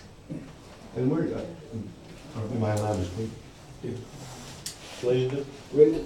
The idea, first of all, I don't think the transactions last a long time. In the liquor store, they're pretty quick. But this, depending upon how, this is a short term, we're gonna be there temporary. We wanna get back up to 98 eventually. So it might be, you know, as soon as we can get back up on 98, we will be, but we wanna get open. Okay. And, you know, we would open with the liquor store, and we would also have some convenient items, potato chips, ice, whatever, which is still, as far as I know, a problem down here to get. You gotta go to Port St. Joe or whatever. But the main focus would be the liquor and the beer, liquor, and wine. Soft drinks, we would have soft. Soft drinks. Ice, bag ice. We've got 450 feet, I think it is, square feet. Any other questions, comments? All right, did we get a motion? I'm sorry, I wasn't thinking. Okay, we have a did we get a second? Yes. Okay, we have a motion second. Any other call roll? Mr. McLaughlin. Yes. Ms. Albrecht. Yes. Mayor Kathy. Yes. Mr. Walsh. Yes. Mr. Putnam. Yes. Yes. Thank you. Open the mic. 6-0. 6-0. All right, LDR amendments? Okay, April 1st. quickly, the PUD plan, unit development, this is the new PUD process. It was reviewed by the P and Z board, last Monday night, and they recommended, it for approval to the council. One change that we made is on section 2.03.04, it says a PUD must be at least 2 acres. The P and Z thought that should be 5 acres. We didn't want to see a speculator come in and buy up a few lots on You each must be side. the only one that has that. That's not it. It's not in the packet. No. The agenda item wants to incorporate these things into the LDR, not approve it.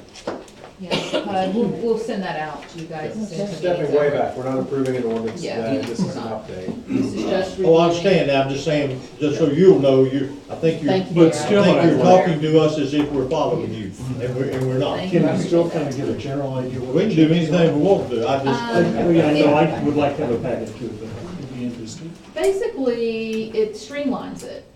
Our planner provided this is one that's used by many cities. When you look at it, it went from, 28 pages to, 5 or 6. It just streamlines a lot of the duplication of effort, makes it more cost-effective for the city to implement a PUD.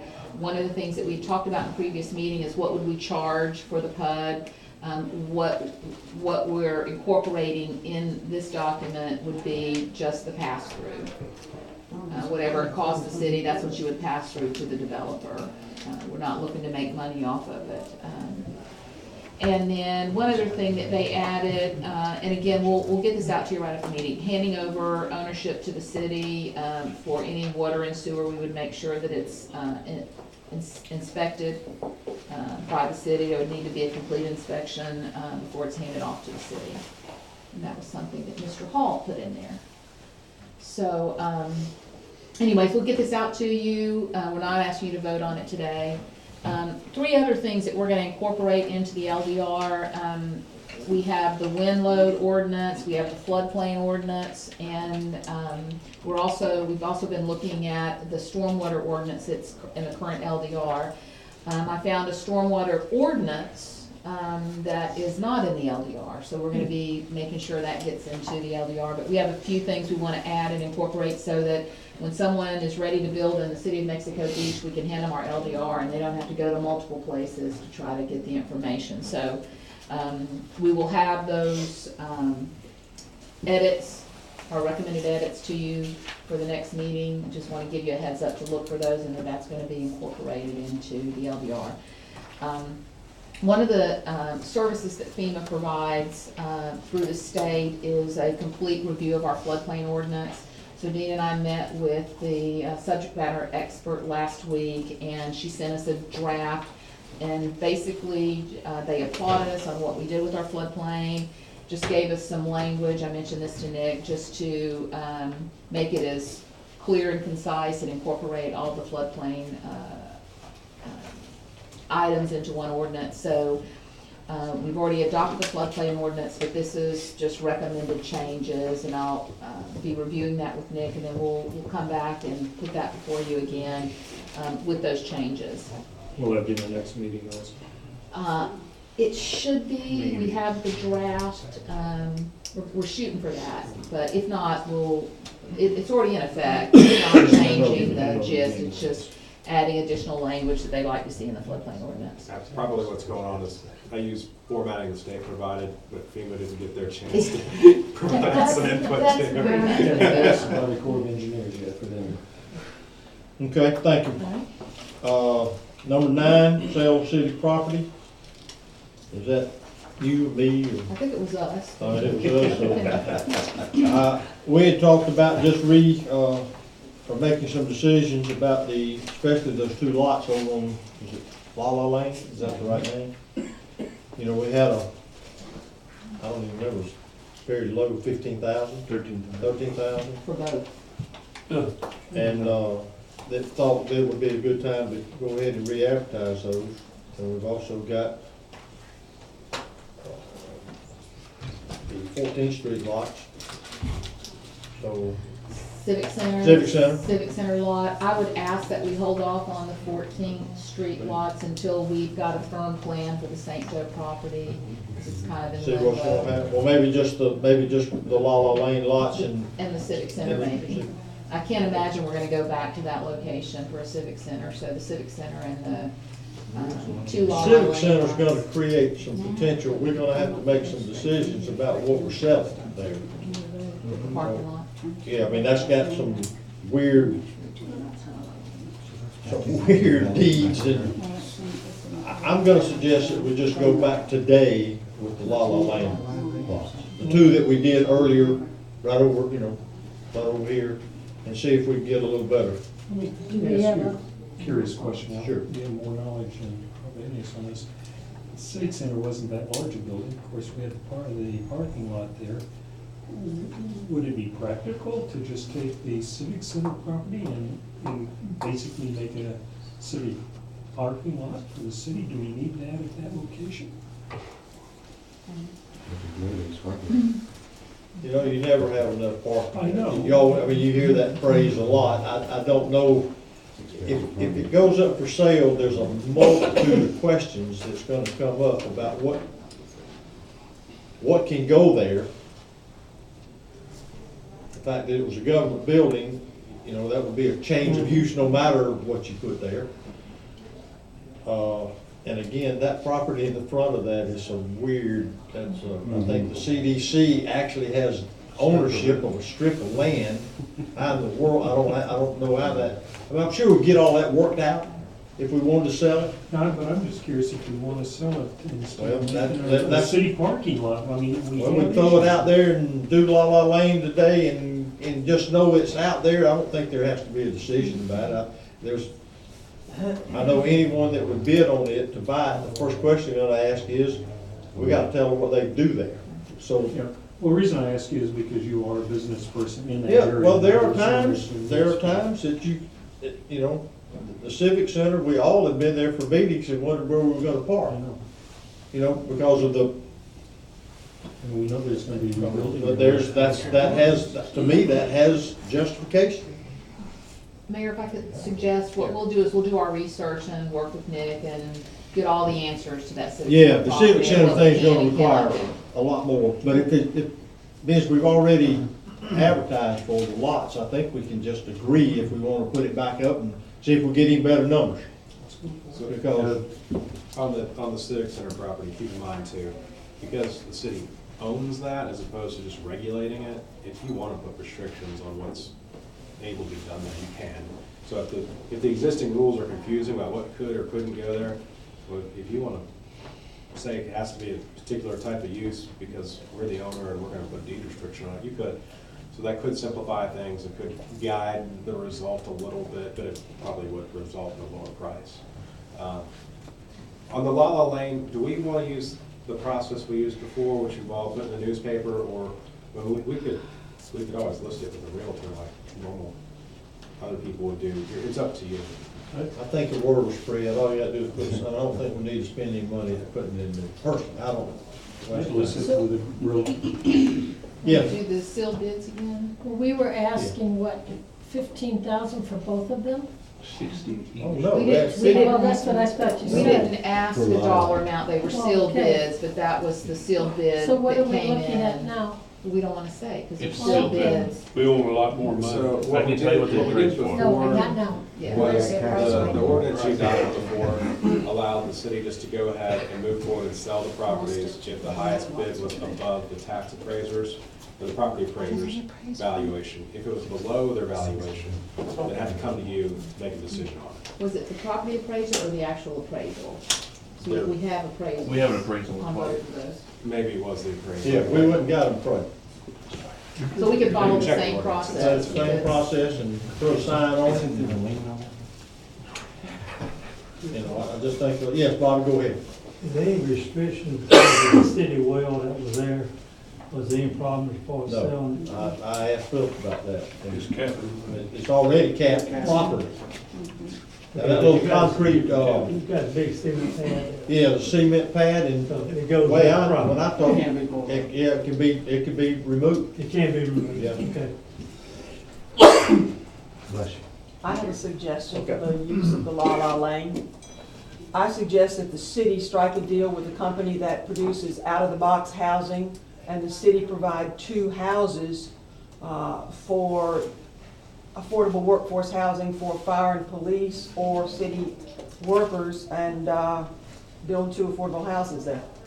City owned. So that's just a suggestion. You can get out-of-the-box housing for $92,000. Okay? They're building one There you in go. Fort Walton, you said? They have the one in Fort Walton open. No, South Walton, sorry, South Walton Beach. All right, so just clarification on the 2 lots, we don't need a motion or a vote, we're just gonna re-advertise for that. Help me, I mean, that, we don't need to reinvent that wheel, do we? I don't believe so. I didn't pull the ordinance and review it ahead of time. I didn't know. it was- But using the same criteria, so I guess what Follow I'm the trying to same say. ordinance. Unless we expired on some time. Well, if y'all see that something isn't right about it, then we won't do it and bring it back. But let's plan on trying to see what we can do there. So will we, refresh my memory, do we have to take the highest bidder? No. No. We just have to take it if it's above the appraised. If we want to sell it. Okay, Just like so we anything still else. have our choice. Yeah. Okay. There should be no. Next. We have an appraisal. But just, I mean, the appraisal, we paid for the appraisal. Right. Okay. So when we get something in, I mean, we wouldn't list it for sale if we wouldn't be willing to take the appraised value for it. Is what I'm trying to say. All right, moving on, number 10. Number 10, we talked about not putting, we have that new competitive bid ordinance. These are items that insurance is paying for these items, but I want to make you aware of the first 2 mowers. The total price of the 2 mowers is $14,690. That's the John Deere, and we did get 2 or 3 quotes back. This was the, Let's go on state contract. oh, this is off the state contract. So that's the state contract price that we can leverage. That was the first one, and any questions on the mowers? Okay. And then the next one is the push camera. That's to help us with some of the, well, I'll let you jump in, Phil, if you can stand. There you go. Push camera is just to help us out on the sewer side of things. We might be able to use it in some small stormwater applications, but it's basically, it's just for, you know, a 6 to 8 inch pipe. It saves us a lot of time from cutting roads, from digging up the side of the road. We can just send the camera down there, see exactly what we got going on and go on about our business. And Adrian and I had talked, this one could be used for water, sewer, stormwater, and we were gonna fund this out of sewer impact fees. Okay, what's that price? $7,823.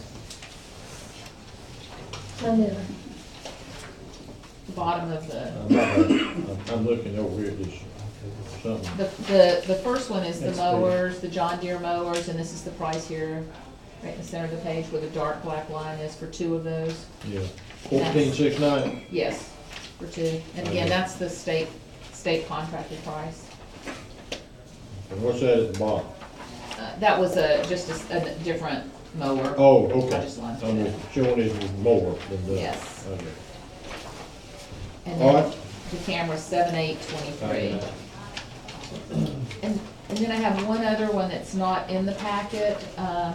If you guys remember, we had to, there's statutory requirements for backflow preventers and some other things with water and sewer. And the city in the past has managed that work manually, and we haven't done a very good job of it. It requires someone to manually keep up and track all of that. With all the new development happening, the St. Joe property, we just can't, we're spending more time in labor tracking all of that than if we had software to track it for us. And the software would proactively remind us when we need to do something or notify an owner or follow up. So we have a price on the software that would accomplish that for us, and it's $19,750. Again, we're thinking that's something that we could fund from water impact fees because it is about growth. And this would allow Thomas and our water department not to have to track all this manually on a piece of paper. We would enter those addresses in, and it would track what we need to do and when we need to do it, and what notifications we need to send out. If you have specific questions, Mr. Hall can. Would it do anything other than that one specific job? No, this is specifically geared towards cross-connection control plans.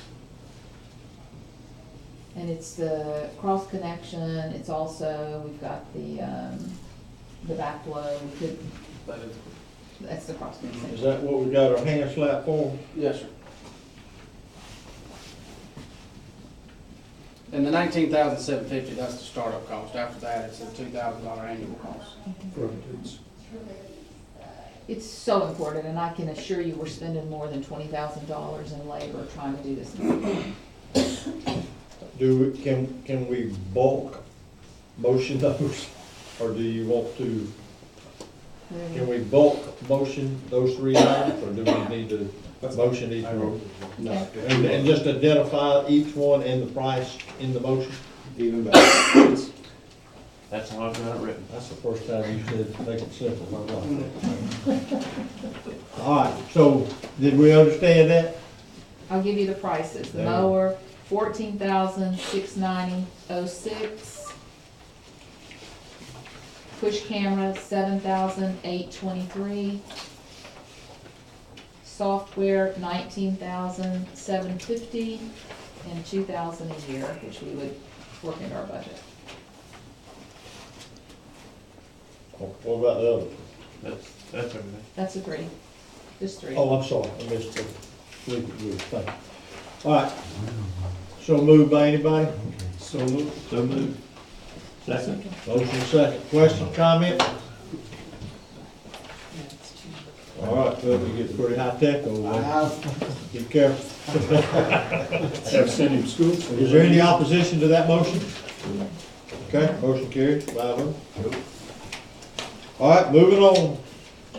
Number 11, that's me. That's me. In the past, since the storm, I have made my feelings known about what we did in ordinance 709. I want to bring it back up because I think that we're my personal feeling is that we need to do something different about what, who and how and when that we allow people to put campers in this city.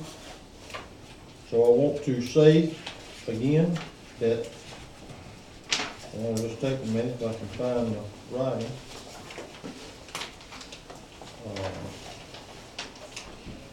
That I would, we could reconsider that ordinance and the manner in which we're allowing people to not be able to use their property. We have campers and motorhomes that we can restrict them to the owner of the property only. We need water customers, we need sewer customers, we need people to meet, we need people in our city. And I think that we are absolutely not doing the right and the best thing for our community. It's obvious 6 months, going on 6 months after the storm, that there's very little activity in terms of people in our town. And I think that we should allow people to use their property. I have listened to some that have voiced their opposition to that. I just personally feel strong enough about it that I want to bring it back again, because I think if we're going to recover, we've got to have people in our town, whether they're helping build, rebuild. They may be fishermen coming here. They may be employees of people trying to find a job here and can't stay.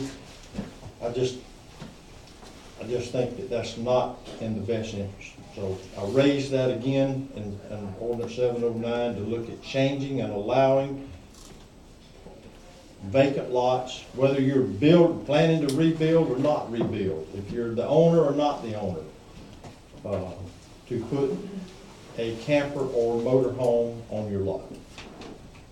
I'll open that up. If there's any more discussion, or we'll open the floor up to how everyone thinks about that. Or if you think any different than we did last time, I don't know. Is this for public comment? In a minute it will be. Are you talking about the entire city, or are you talking about only the lots that had or will have, or had a buildable house on it that currently has water and sewer? Like, are you talking about the south side of 98 that has no water and sewer? I don't see restricting it.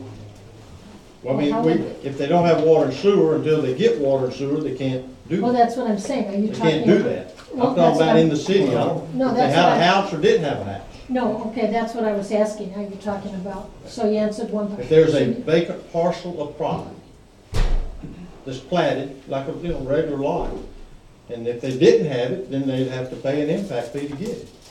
And so what you're recommending is to, like a vacant piece of property, a land, a lot, to put a trailer on there for somebody who wants to go rent it out for the fishermen, or if somebody's looking for a job, they can do that? Well, Is that what you're it was looking no for? different than if it was a house there. I mean, they could have rented it to them. So I don't have any restrictions on who Is there a uses it. time limit that you Oh, would of put that on course, there? of course. Well, What? right now, I think the ordinance at 709 is a year, if I remember right. So they could only rent it for 1 year, they can't have a different renter yearly? That's what I'm asking. So if it's go ahead. I was just gonna say, what the ordinance says today is within 30 days of the moratorium being lifted, they have to come in and apply for their development order to start rebuilding. That was the original ordinance. But, right, and that's for the homeowner. But I think what Al is saying, to open it up to anybody, that the homeowner can put the fifth wheel or trailer or whatever you want to call it, and then rent it out. That's right. That's what I'm saying. I know, just a comment, I went by Rustic Sands this morning and checked with them. Of course, you look at them, they look pretty full. And in talking to them, they indicated they were only, and this is their business, they were only about 70% at capacity And then a lot of the people there are the people who are in working on our city now in the emergency situations. For instance, Contractors, et cetera. yeah, Consolidated, I'm sure there's people from MediaCom and so forth. And as they wind their businesses down, as we're coming to those positions, those lots are gonna be available. I know one of the or condo organization had talked to me, and they kind of have a unique ability or a unique situation compared to what we're talking about now. I don't know, I want to support my business people too, and whether it's a restaurant or whether it's a rustic sands, I don't want to take business out of their needs because they're also having to pay employees and taxes to us. So I don't.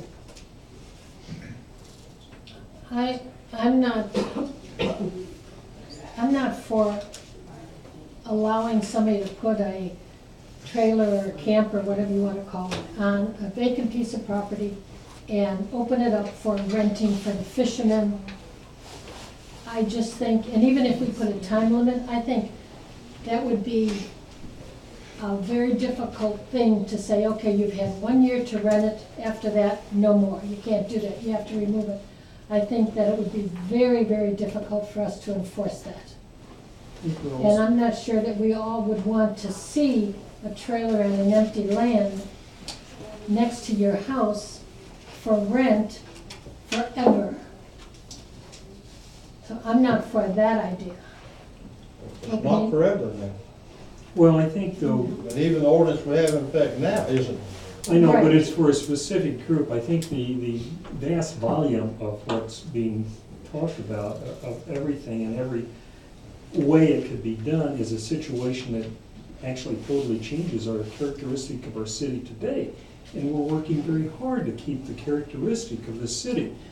And I think this is a change that would potentially for a year, but if it's acceptable within the year, then hey, why not extend it further? You know, and it would totally change our characteristics. So I'm not sold. Well, I don't know what you see as characteristics when you drive down Highway 98. Well, right now, I have to But go a can little tell you bit of that what the we more like. people that don't come here, the more people that we keep out, the longer it's gonna look like it looks right now. Some ways you're right, but also we have. Well, it's just we my did- opinion. No, I know. I'm not here really to debate it You're with right, you personally. you're I'm right. not here to do that. My feeling is, you know, unlike some cities that have lost a lot, I'll use Detroit, they lost the auto industry. The industry went away, we've got to go. I look around, I see the for sale signs already on our properties. I've talked to several realtors, it's here, I think people are gonna come back. I think there's some hardships that we may have to look at in this type of thing, but I'm not, as an individual, not even as a citizen, or as a citizen not sitting here, I don't want RVs all over the city. I think this year our tourist will be down, but I don't think that that's gonna keep people from returning next January or next summer.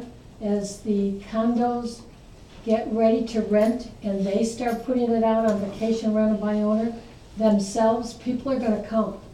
I don't think we should be pushing to get people here because we're not ready. But I think that as the rental homes are ready, the people are gonna come back because they love it. On top of that, the owners of those properties need the income to help pay for their properties. Well, people with these properties and a new trailer on it, and they can rent it to contractors. And they may have 7 or 8 people living in that trailer. I know some of the contractors that I've tried to do business with, local folks are booked for 6 or 8 months or even the next year, whatever. And the person that's putting my roof on lives in Bristol. His company's out of Naples. He was highly recommended by a couple of construction contractors that are local people. And his people have to stay in Bristol. I asked him why he didn't stay to Rustic Sands, and he said, well, it worked out fine. He says it's They've got 2 or 3 places there that their crews, they have 2 complete crews stay. And they all come in 2 or 3 vehicles every day.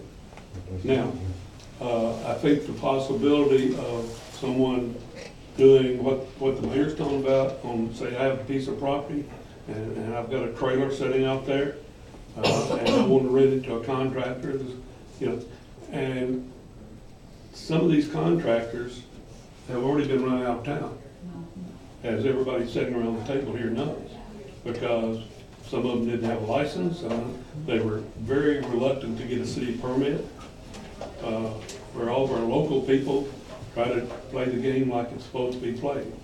So my concern is, there's a lot vacant next door to me.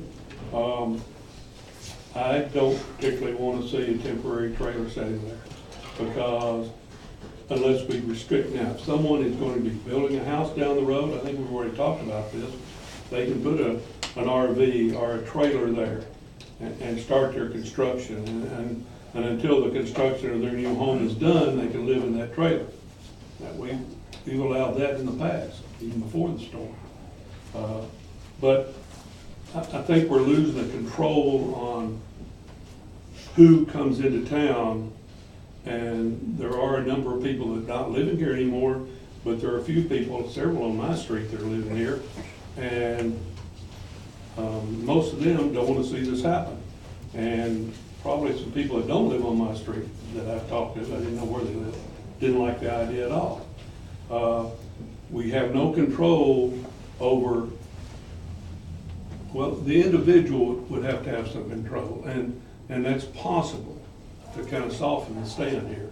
But when people are wanting to get revenue, and all they're mainly interested in is somebody paying their monthly fee. Well, if that owner lives up in Atlanta, they don't have a lot of control. Well, and we have a lot of vacant lots that are just like that, and they have no follow-through on it. So that's my piece. I would rather let the demand be supplied by El Governor Campgrounds, the Rustic Sands, like that. I think we lose a lot of control. I see him, I said I was gonna keep it here at the table, everybody through, and I'll finish what I have to say. That we have talked a lot, not only today, but in other meetings, about so-called contractors. I think we label that somewhat as undesirables, and that's, I hate to hear that spoken, because there's, just like any other group of people, there's just as many good ones as there so-called these that are referenced, that we don't want to be around a bunch of contractors. Well, there's a lot of other people that would benefit, and we're asking property owners, they want to pay their taxes, you want to pay the fire assessments, you want them to be part of the community, and in the condition we find ourselves in, I don't know of a better way than to let people be a part of the community by staying here to help us rebuild.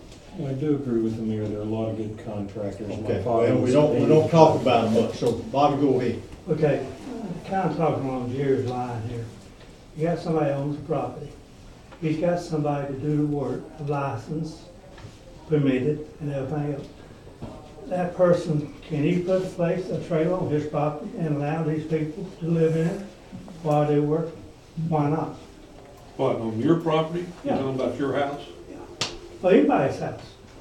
This man's property. Not the ordinance the way it's That man. written, no, only the property owner. Only the property. Okay. Why? Okay, this is a contractor, it may be one person, and it may be 15 people. Just a minute now, we're gonna, we got to let him finish. Well, they get the job done. We need people to get the job done. They licensed, they permitted through the city. It's getting something done where right now our hands are tied. You know, we don't have, the first contract that I tried to get on my house, he didn't have any people because there's no place for them to live.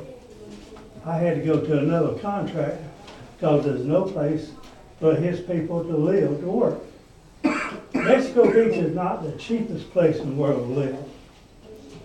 So you run out of workers fast.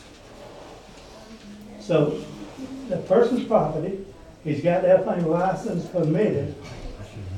Who's to say this person can't have people in a trailer to work on his property? I think it's wrong. Have we had any trouble with contractors and people working for the contractors? Maybe we should ask the chief, have you had any trouble? You said that we did earlier. You said I think we we did. Run out of town. I think we did, we have, and, I would like to, no, wait a minute, wait a minute. I'd like to make a comment, not against you. I agree with many things you're saying. But what had come in front of us was not for a contractor living, one contractor. What was in front of us that we've been talking about, honestly, is opening up all the lots for rental for fishermen, for contractors, yes. But that when it's for everything and everybody. Not you, I understand what you're saying, but the main theme in front of us was for opening up the city for fishermen, people that lived in, pick a state, that owned a lot, that don't even live here, are not rebuilding, they had the lot. And anybody and everyone that they thought would want to come in and put an RV on, they could rent it. That fits in a little bit with what you're saying, Bobby, I understand. All I wanted to point out was that what was in front of us, and we've been discussing, is opening up the whole city. Thanks, I was just gonna mention that too. Was it two different, we're talking That about the makes same. sense, Bobby. Go ahead. Hi, my name is Susan Coleman. I spoke with many of you this week on the phone. I live in Unit 15A in the Palms with my 3 children and my husband. We own that unit, and we're full-time residents. I'm also the HOA president of the Palms. I think that there's an opportunity here to test the waters. At the beginning, they said, one of the parts of the thing about Mexico Beach is having flexible and adaptive thinking. So we have a unique situation in the Palms. Our original developer, Carl Leckwart, who is here, he owns the land that we currently had been using before the storm as extra parking, storage, some people are putting their campers there. And he has been hired by many of us in the Palms to fix our units. He has a trusted relationship with the HOA. He built our units, so he's worked in Mexico Beach before. This isn't the only property he owns in Mexico Beach. He would like to put 4 RVs on our grassy area for no longer than 12 months so that he can house workers and we can have our little street of Mexico Beach looking better than it was before the storm and keeping along with that old Mexico Beach. It's nothing new. It's just shinier siding, new roofing, looking better. So the concerns that I heard from the council members that I spoke with were unsupervised workers causing problems, prostitution, they said, stealing, drinking. I would like to say that there's 2, besides Mr. Weckworth, there's also WCE Builders. There are already workers housed in the townhouse units, but there aren't any more townhouses for them to be in, otherwise we would give them ours. But I don't have any walls in my upstairs. So there's already workers living there, and there hasn't been any issue. So that's worked since November? Yeah. November, December time. The other thing was, why doesn't he just use Rustic Sands? Well, he owns the land. He should be able to, in my opinion, as the owner and also the employer of the workers that would be staying there, he would be responsible for all of that. And that's different than just me saying, I want to put a trailer on my land and I'm going to house these workers that I hire. They are his employees and he's the owner of the land. The other issue I heard was, oh, there's plenty of housing. They can find something in Panama City. I'm going to tell you that I've been in Chicago since October. My husband's been here, and I had a hell of a time trying to find housing for just 30 days in a row. So I could be here and get my house put back together so that my family could be put back together. The other thing I heard was, well, if we do it for you guys, we're going to have to do it for everyone. I don't think in this case that is true, because everyone who owns their land isn't a licensed contractor already doing work in the city. Everyone who owns their land hasn't already built 36 townhouses in the city. We need you to be flexible in your thinking. So if you're not ready to pass an ordinance for trailers for all, how about you just start with us and see how that goes? Because he owns the land. He houses the workers himself, he can fire them. And as an HOA, we will not ask the city to come help us do anything. We are that confident that if we call Carl and say, we got a problem, he's gonna come down and handle it. We have 9 full-time residents out of 36 units. 7 of those full-time residents are in agreement that we would like those RVs to be put up immediately so that our houses can get fixed quickly. It's an investment, really, in our community, and there is no cost to you as a city at all. You'll be getting more money because we'll be using your water and sewer and all of that great stuff. And I also have a support of signatures from 15 of our homeowners that I'd like to give to some. Thank you. Mr. Mayor, are we kind of getting away from what you Well, I don't know if we're originally getting proposed? away from it or if we're getting, I think you know, what's on the books, what I said doesn't, I mean, I'm okay. These people have brought up just sort of a small piece of what Right, I that's what I thought. suggested. The ordinance is clear. What she said, what Bobby said, that's not allowed. Right. So, I guess the council, they can discard, I mean, maybe we don't, you know, maybe I asked, quote, for too much. I don't know that, but I do know that what we've heard and what we may hear some more of, I don't know, is that there are situations that merit, you know, trying to expedite getting work done in places. And I don't know if the council wants to then just hear every meeting, wait and hear, let somebody come in and say, okay, here's my plea to you, and we approve that, or I don't know. Well, what I've heard you, what I've interpreted you to be saying is by letting these, let's look at this, consider this, revising this ordinance to get the city back on its feet quicker. Right, that's my whole point. Right. I believe it will accomplish that. I don't think it will be a long murder and, I mean, we have a police department. If there's an issue with somebody that's not doing right, that's why we have a police department. Yeah, go ahead. Maybe for a compromise here, I live here full-time. I do not want trailers sitting with construction people on somebody's lot. Now, if you live on that lot and you have an RV and you can stay there and there's room to park another RV next to you and put construction workers in it, I don't have a problem with that because you, as the owner, can supervise them. He owns the lot. Well, that's what I'm saying. If you look at your ordinance right now, he already gave a year for people to bring back an RV, put on a lot to build. That's the ordinance right now, the way it sits.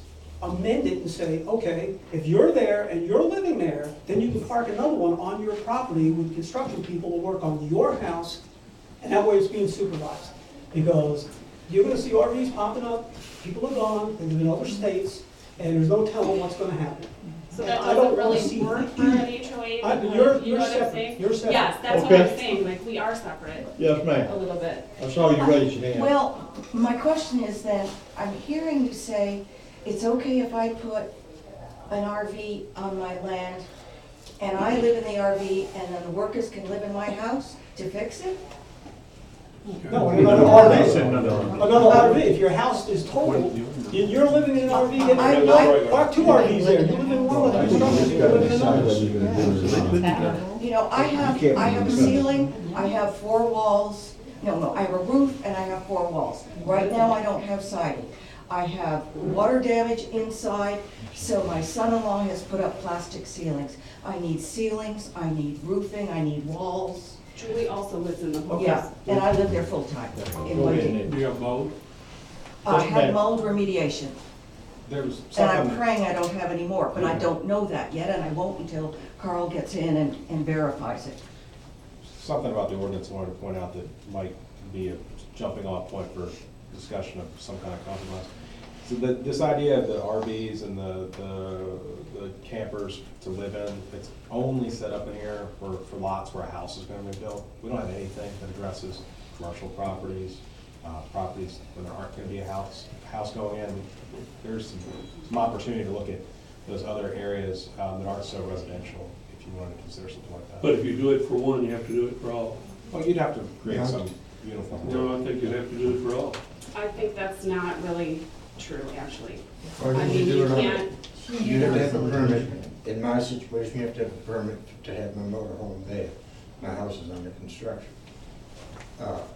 Why can't I come in as a resident with a permit for my RV and request a sticker for another RV? On your lot? On the lot, yeah. You have to On an do- individual basis, you know, then you aren't opening it up for everybody. No, I'm saying, other people that are in your situation can do that too. Everybody can.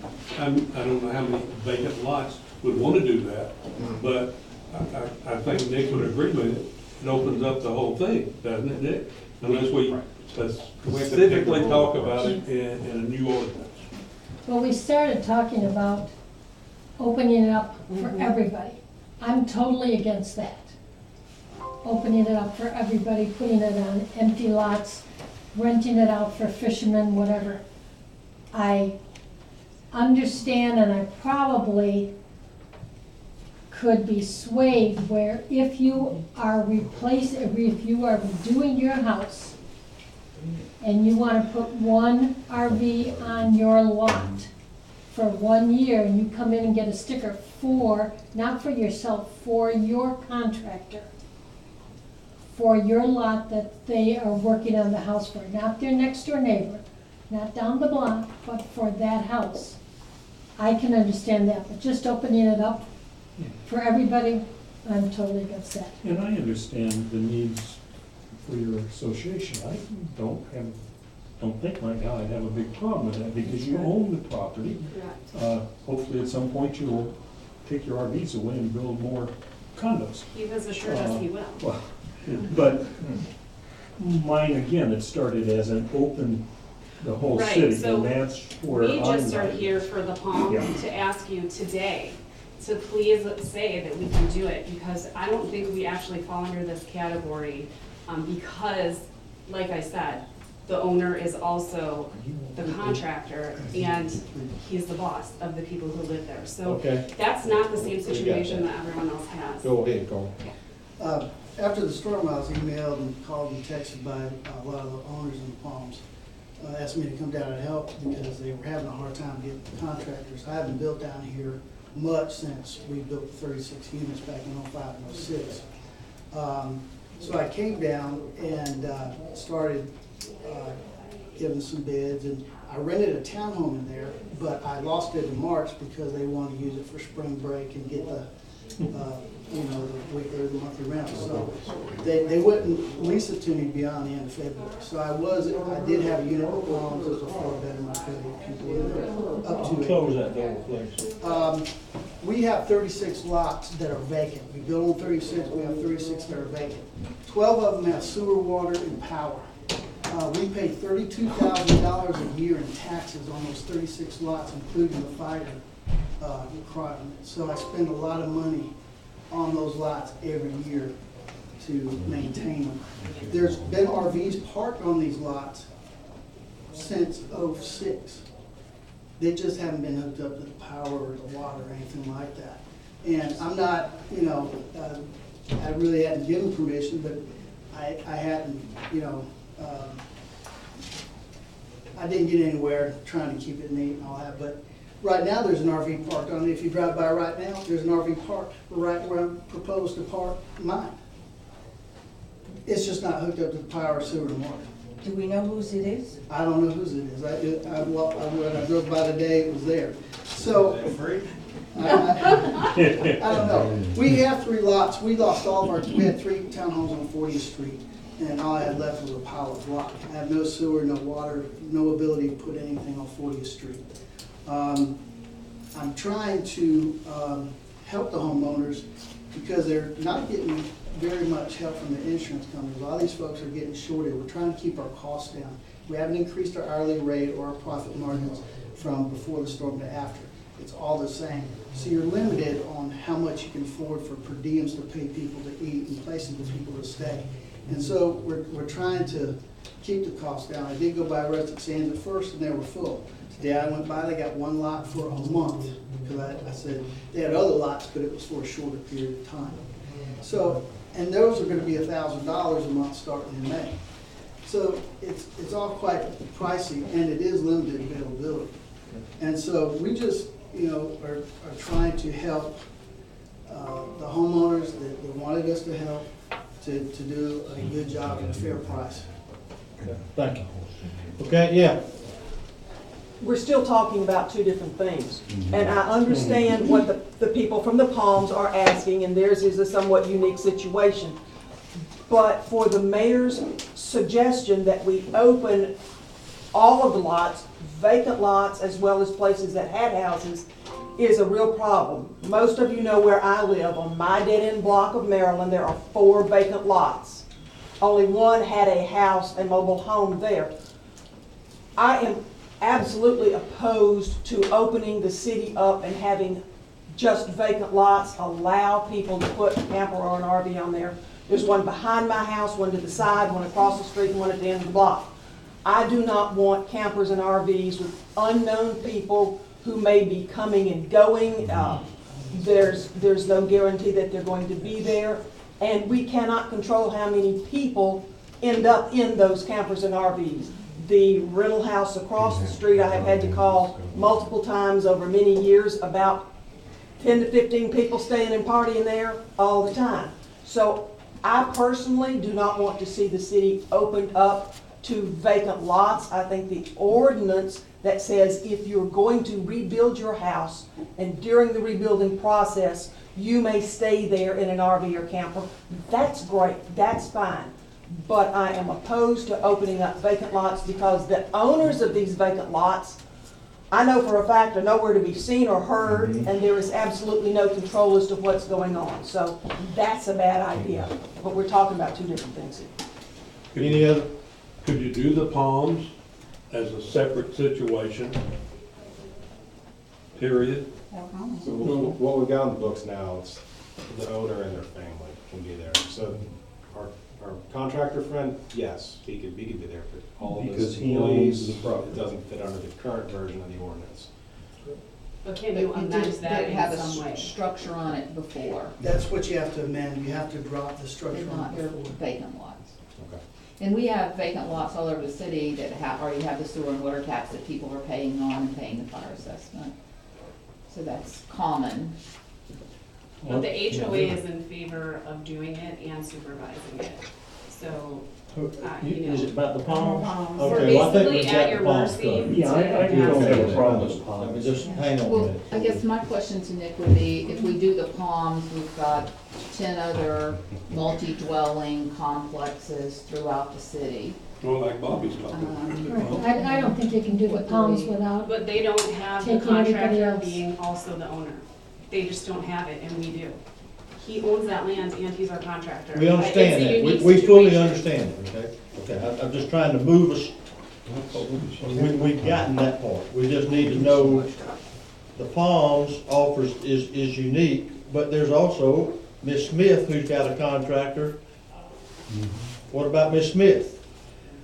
I mean, so we just want to do it for people that simply are working on their house. In other words, we're just dealing then with workers. We're not dealing with any other types of activities in our city. At this point, I'm somewhat sympathetic to letting Bill McLaughlin, I'll use myself, if I have my house and I have a contractor and the only place he can really go, or she can, because it's a dual world these days, everyone, doesn't say it's, I don't want to be sexist, sorry. But if they have no other place to go and they need a place, if I can, but I think it would be tied to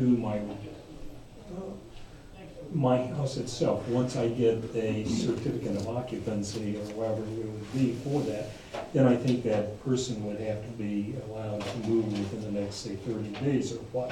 Not just a year, but once that house is repaired, I think it's, if we don't limit it that way, if my house is repaired in 6 months, that contractor, if I want to rent the lot to him or part of the lot to him, could stay on my property still for another 6 months and do someone else's.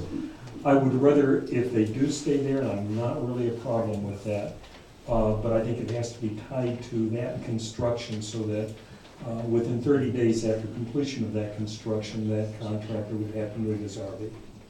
Maybe find another location. Find another location, it's another job, hey, you know, I have no problem with that. I agree with, I can go along with that as long as they're working on that house.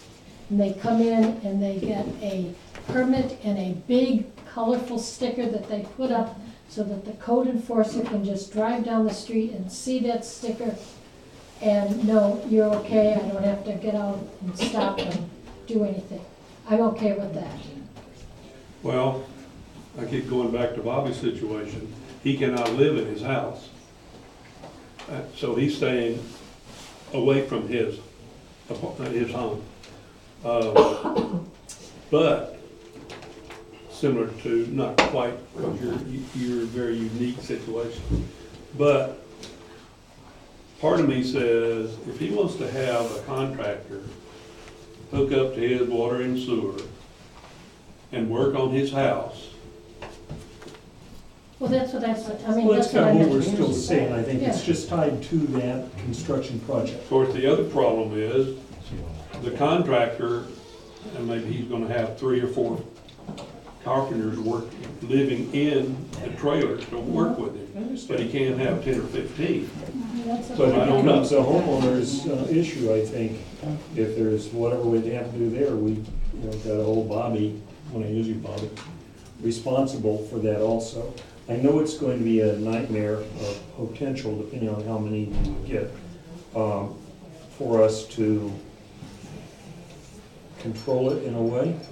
Well, the other But I thing, think that in that case, because if there's a control, maybe we need to charge a little bit to pass through the cost, not to make money, but pass through the cost of what it would take to control it properly. I don't know. I think that we could go to 6 months and do what the mayor's talking about doing. And go through the process, I'll give it for everybody, get a permit, and put up the big sticker on it. It's how long it lasts, from the date to the date, 6 months, and see how it works. And then if the police department is not running crazy by then, although I have heard from some people in the police department that it's been kind of crazy, but I think it's slowing down with that difference. Well, let's see, un-Mexico Beach-like people working here as compared to what it was when we first started. Personally, I'd rather go with the construction people at the homes with, that's tied to it instead of just 6 months opening it up for the city for everything, but that's me. We'll do whatever you guys instruct us to do, but I just want to make sure we set some clear expectations from a city perspective. We have one code enforcement officer, and she's been super busy even without this. We're getting ready April 1 to start working on debris and all of the lots that haven't been cleaned up and homes that haven't been demoed. It's not a cost issue, it's a resource issue. We just don't have the people, and I know I've heard Nick say 1,000,000 times to this council, you have to be careful because if you put something on the books, you have to be able to enforce it. And I've heard a lot of the discussion, we'll do what you want us to do, but it's gonna be very difficult to enforce how long they've been, how many people are there, who's there, so. Well, if we only get a few that would like it that way, the enforcement's not gonna be much. If we get a lot more, then maybe again, we have to pass on costs to that person. Because she's not paying rent to probably to Bobby, it's just, I'm using again, Bobby, sorry. I don't know how, it's something, I agree it's an idea we have to look at, whether we can leave it today, I don't know. But there is a need, but there is a cost in that need, also, for the city to try and. Yeah, we would have to hire. What's working in your favor is an active construction site that requires a building permit. They're required by state law to post their permit. You almost always see a white plastic box. So it's pretty obvious to tell, and these rules are generally followed. If it's a construction site or not that's ongoing and active, you'll never be able to enforce something like only 4 people in an RV or something. Right, yeah. I understand the situation, and I've gone both ways. And gee, it's great to have a contractor that you have a lot of faith in, that can be on site and get things done, boom, boom, boom. And I know for a fact 2 or 3 people that wound up losing $6,000 or $7,000 to people that were just in here, and this was a month or 2 or 3 months ago. Made a deal where they had to give them $7,000 in front, never saw them again. So, you know, I would think people like Bobby, people, homeowners and all that, would want to double check their contractor to begin with. That's what I've done, even though these people are out of town. So, I'm kind of, I'm over the Sir, fence there. that's why we wanted Carl to come down, because he built it to start with. And he built it and it survived. We're still there. No, Now, I do realize that. We got that. We Okay. understand. Okay. We're on track Okay. with the ponds and you people that Okay. have a part, I think everybody at this table understands that. So, Can I ask the chief a question? yeah, Have things slowed down from that perspective? I remember early on, it was a nightmare. When the contractors first came in here, we did have a lot of people from Louisiana, Mississippi, and North Carolina that were not accustomed to the way the Mexico Beach was going to be enforcing state law. But it quickly got around through the multitude of arrests that we did have. Driver's license checks, warrants from other states, that it weaned itself out. So things are not nearly that bad now? Not to the point it was when we first came in. Okay. Will that change though if you change the rules? Well, I have Anybody found, can come in? what I have found, speaking with the people that have been arrested, the people that come here want to work. They want to rebuild and they want to work. So they pretty much wean themselves and they tell on the people that are causing problems for their overall company. Most of the things that we work off of are tips from somebody, and oftentimes it's the people that they work with. Well, if we tie it to the permits, that kind of puts a little bit on the builder anyway. It does. And he's not gonna want his men screwing up. Right. And that's the reason I'd like to tie it to the permits, because it sets a time frame and it puts a burden, I think, on the builder. It puts the credibility to the builder also. You all right, guys, so go ahead. We got any other comments from anybody in the room? That's different from what we've already heard. Mine was the same. just, Mhm. Mine was the same. Okay, well, just one final comment, just keep in mind that most of the contractors aren't just working on one home. They're not coming here to just work on one home, they're working on many homes, such as. But my original suggestion was that it's tied to the permit on that home where they're staying. let's wind this up in a way that, I mean, I don't see the train going anywhere but around in a circle. So it's impossible for me not to say that we can sit here and find as many reasons to not do something when yet there's such a need to help so many, and that's concerning to me. So, we're gonna move on. We're not gonna, I mean, there's nobody wants to do anything different than what we're doing. We've created, That hasn't been asked just a for. moment. Is there any other topic, any other reason nobody wants to make any change or do anything different? There's just nothing happening, other than we've heard from the people in the room, we've heard, we're just sort of in a mud hole, and I don't see I any don't reason to think that stay. we're ready to move on there, because we haven't been given even a chance yet to say, do you want to make a motion or? Well, do you want to make a motion? I'll make a motion. Okay. I'll make a motion that for citizens who are living at their property, need to have their property rebuilt, if their builder, and they need to be there, their builder wants to, and they allow the builder to put a RV in place, this ordinance be amended to allow that, with the fact that it is tied to the rebuilding of that property, and that once that property has passed the inspection, regardless of how many places the builder is building in the city, that then he has to move the RV within 30 days. But that allows the owner. All right, we got a motion on the floor. Somebody want to reword that one? Let's just try to, we got a motion on the floor. Jerry, are you Can I ask a question? Sure. Because you I'd rather said- second it if you, No. if there's no second, there's no reason to keep going. Well, Is my I'll point. second it and then you Okay. can Can I talk. ask a question? Go ahead. You said the owner living on the property. Well, he doesn't have, okay. He owner can't has the live in property. his house because he's getting it worked on. Pardon me, you're correct. I'm meaning whether he's living there on an RV, or if it's you're having to live in Timbuktu, but you've engaged, me to be your You builder. engage Carl to bring his trailer and set it there. Yeah, and it's tied to your house and the inspection as long as he's there. So where does the owner have to be? Can he be out of town? I think the owner can be out of town, his property has to be repaired. It's being worked. So if the owner is there, how many RVs? Not more than one other than his, if it's capable of doing it. 2 RVs. Two RVs. Does the The contractor contractor have to and do that? his staff, so to speak. Yeah, well, the contractor and the owner are just the contractor. We do two rates on water and sewer in that situation, because we're charging Well, yes. individual for each RV at the, Well, yeah. Yeah. Does the contractor have to be on site?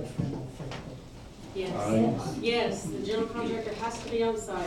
If he isn't, can we force him to get out of Mexico Beach and never come back? I would hope so. But I don't- All right, we got a motion and Lynn second. Is there any other discussion? Call the roll. Are we clear on what we're voting on? Not really. I have no idea. Okay. Can you try to One, make people? I'm not on okay, I'll try and make it clear. It's someone who owns a home, whether they are living on site in an RV or not, it has to be repaired for the storm light. That if they are living there, one other trailer can be added, which would be their contractor and their contractor for that site only. That if they're all living off-site, then just the contractor's trailer would be allowed. Would be allowed on that site only for the length of time to complete the job.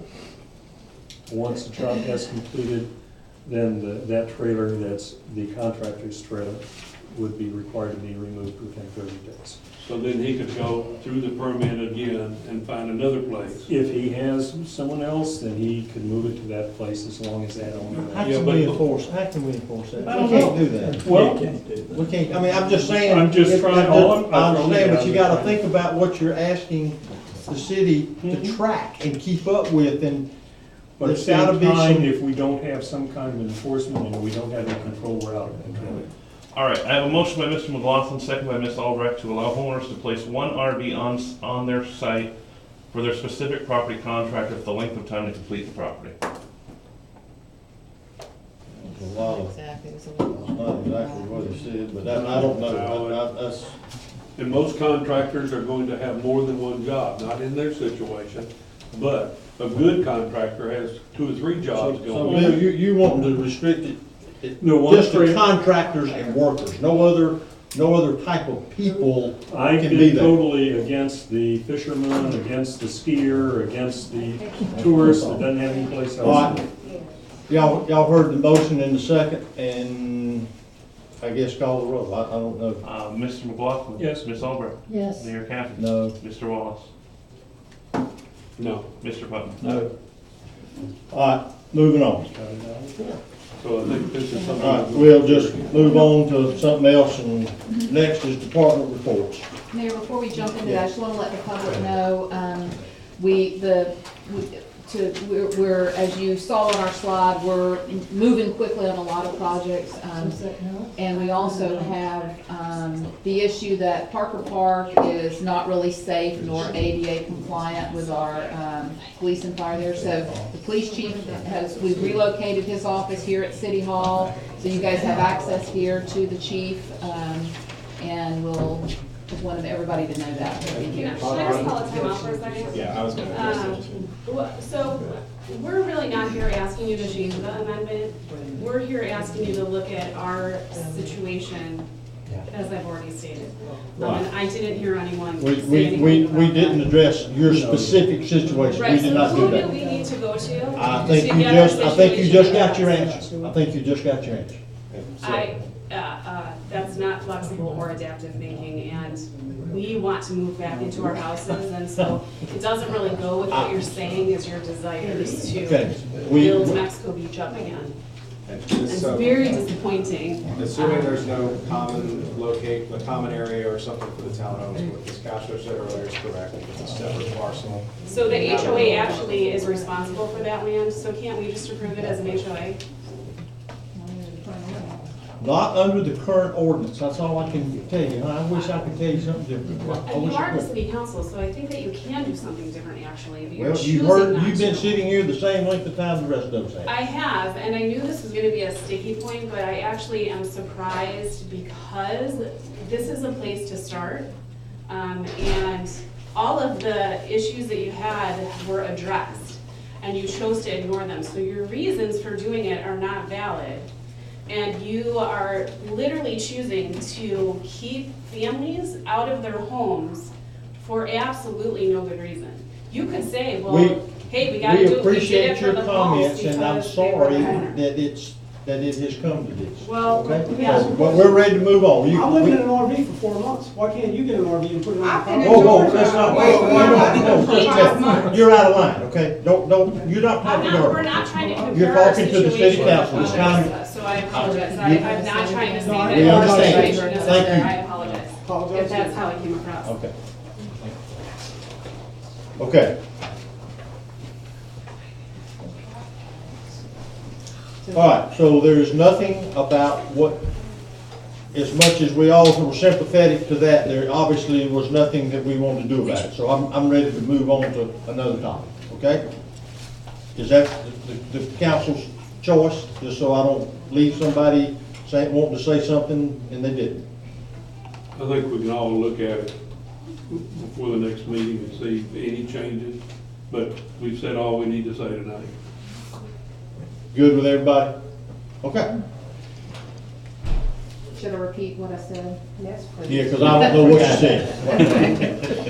Just want to let everybody know the Parker Park is not, it's gravel, it's not ADA compliant for a lot of our citizens. So the chief has moved his office here at City Hall, so if you need the chief, he will be here.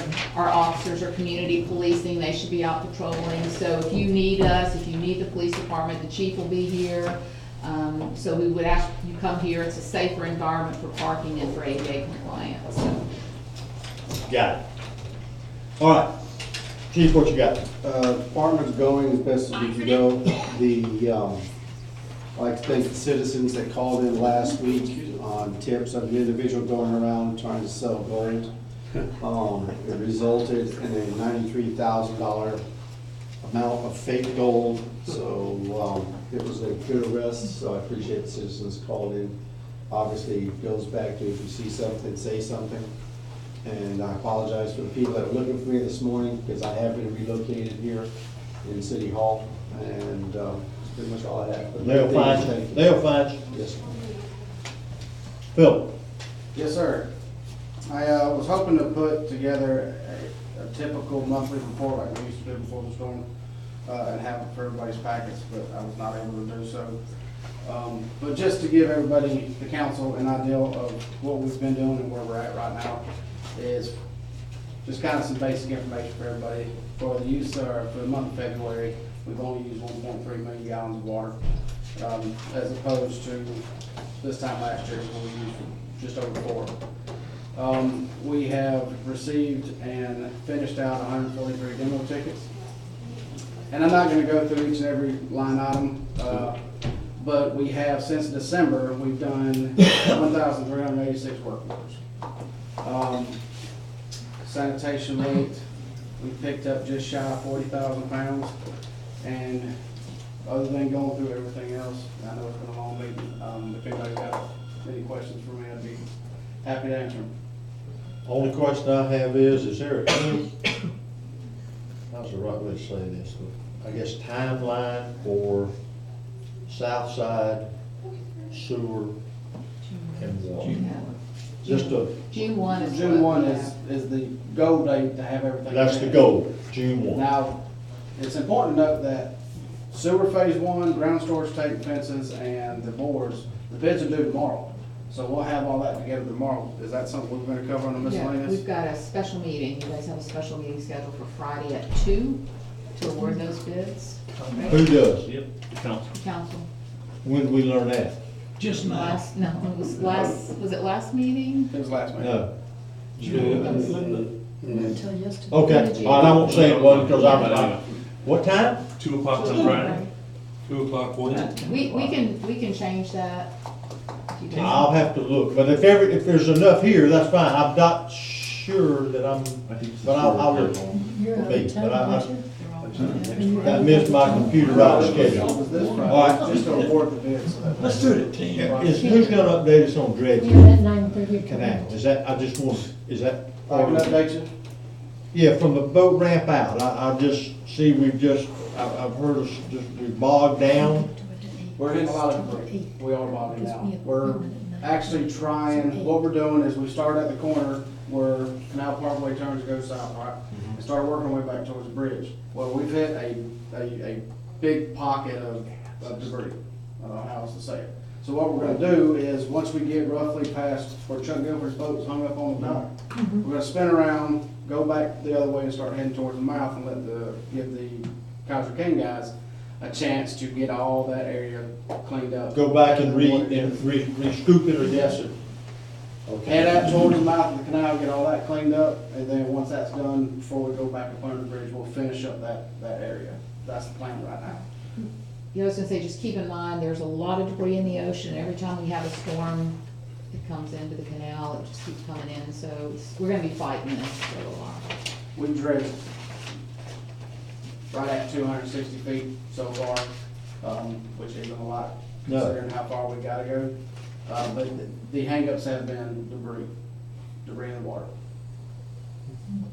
Well, matter of fact, Crowder Gruff surely, and I say this respectfully, they're a large dredging company, they surely didn't think that was pristine bottom. they did not, and they took precautions. They welded a cage around their cutter head and stuff Okay, like that that's to what- minimize that. Okay. And we went over all that before we started dredging. They built a cage over the cutter head, a cage over the impeller to try to minimize the downtime. The problem is we're sucking up curtains, carpets, vinyl siding. It's coming through the cage. Yes, sir. This morning we found a 55, still full, 55 gallon fuel tank of diesel fuel. We hit with the dredge. I mean, that's the kind of stuff that we're running into. Why did the debris people miss that much? It's buried in there. It's Is buried. it's just sucked in there and that's sealed? Some of it's buried, some of it's washing in. Every time we have a storm, we have more come in. Okay, So Friday, you wanna do 10 o'clock, did I hear somebody say? When do you open the bid? We have a night. 2 o'clock on Friday. Oh, we open the He's bids at 2? advertised date and We time, have to 2 do o'clock 2. on Friday. and that's, refresh me, what is 2 o'clock, what is the bid? Sewer. Sewer phase one, There's a Okay. ground storage tank, Yeah. fences, and the board. But our goal is June 1, Is to get it done. is to have, Yes, sir. yeah. So you advertise the bids will be open at 2 o'clock. That doesn't require everybody here for a public meeting. That just means Well, Philip or Tanya has to be in a room open to the contractors. Right, it doesn't have to. So that's your Or first you want to analysis. award it? Yeah, the advertisement says bids will be open tomorrow Okay. at either 2 or 3 and will be awarded at 2 PM on Friday. We need to talk first, go to that. Sorry. All right, is everybody to their knowledge good at 2 o'clock? I can notify them. Oh, I you can can go. modify. Because if we're gonna open bids tomorrow, I'll know who to notify, and I can notify them of a new time. Because I'm gonna know who they are. No, I'm just asking, I mean, it caught me off guard, I'm trying to think if I'm trying to process if 2 o'clock I have, if I'm here, or what am I doing, I don't know. Or is everybody else good? You don't know, I don't know why you. Well, I know where I'm supposed to be. Oh, you? Oh, well, then you have to. I want to hear. All right, so we'll stick with that and see who shows up. All right. Do we 2 have to o'clock, have- do we we'll have to see. have quorum here then? I can tell we only gonna have 4. You saw our thing. We might All right, have 3. go ahead, Bill. Please, and just for everybody's, knowledge, this Friday, we're gonna go out, the master lift station goes out for bid, and those water tanks that we spoke about earlier. That's all I got. Okay. And you good? All right, Smiley, good. Well, usually I'm quick and not very windy. So, sorry about your packets. Stuff still comes in at 4:45 on Friday, and you can tell by your packet, last week was a financial week. So, that being said, the months of October, November, December, and January are in your packet. but I'm only gonna read the first sheet, and that is a summary of the first 4 months. There's a breakdown of revenues, there's a breakdown of expenses, I don't need to read them, but I did do an analysis. The general fund of the city is performing well below anticipated expenses at nearly 25%. This is due to the fiscal management of every department and the elimination of non-essential expenses.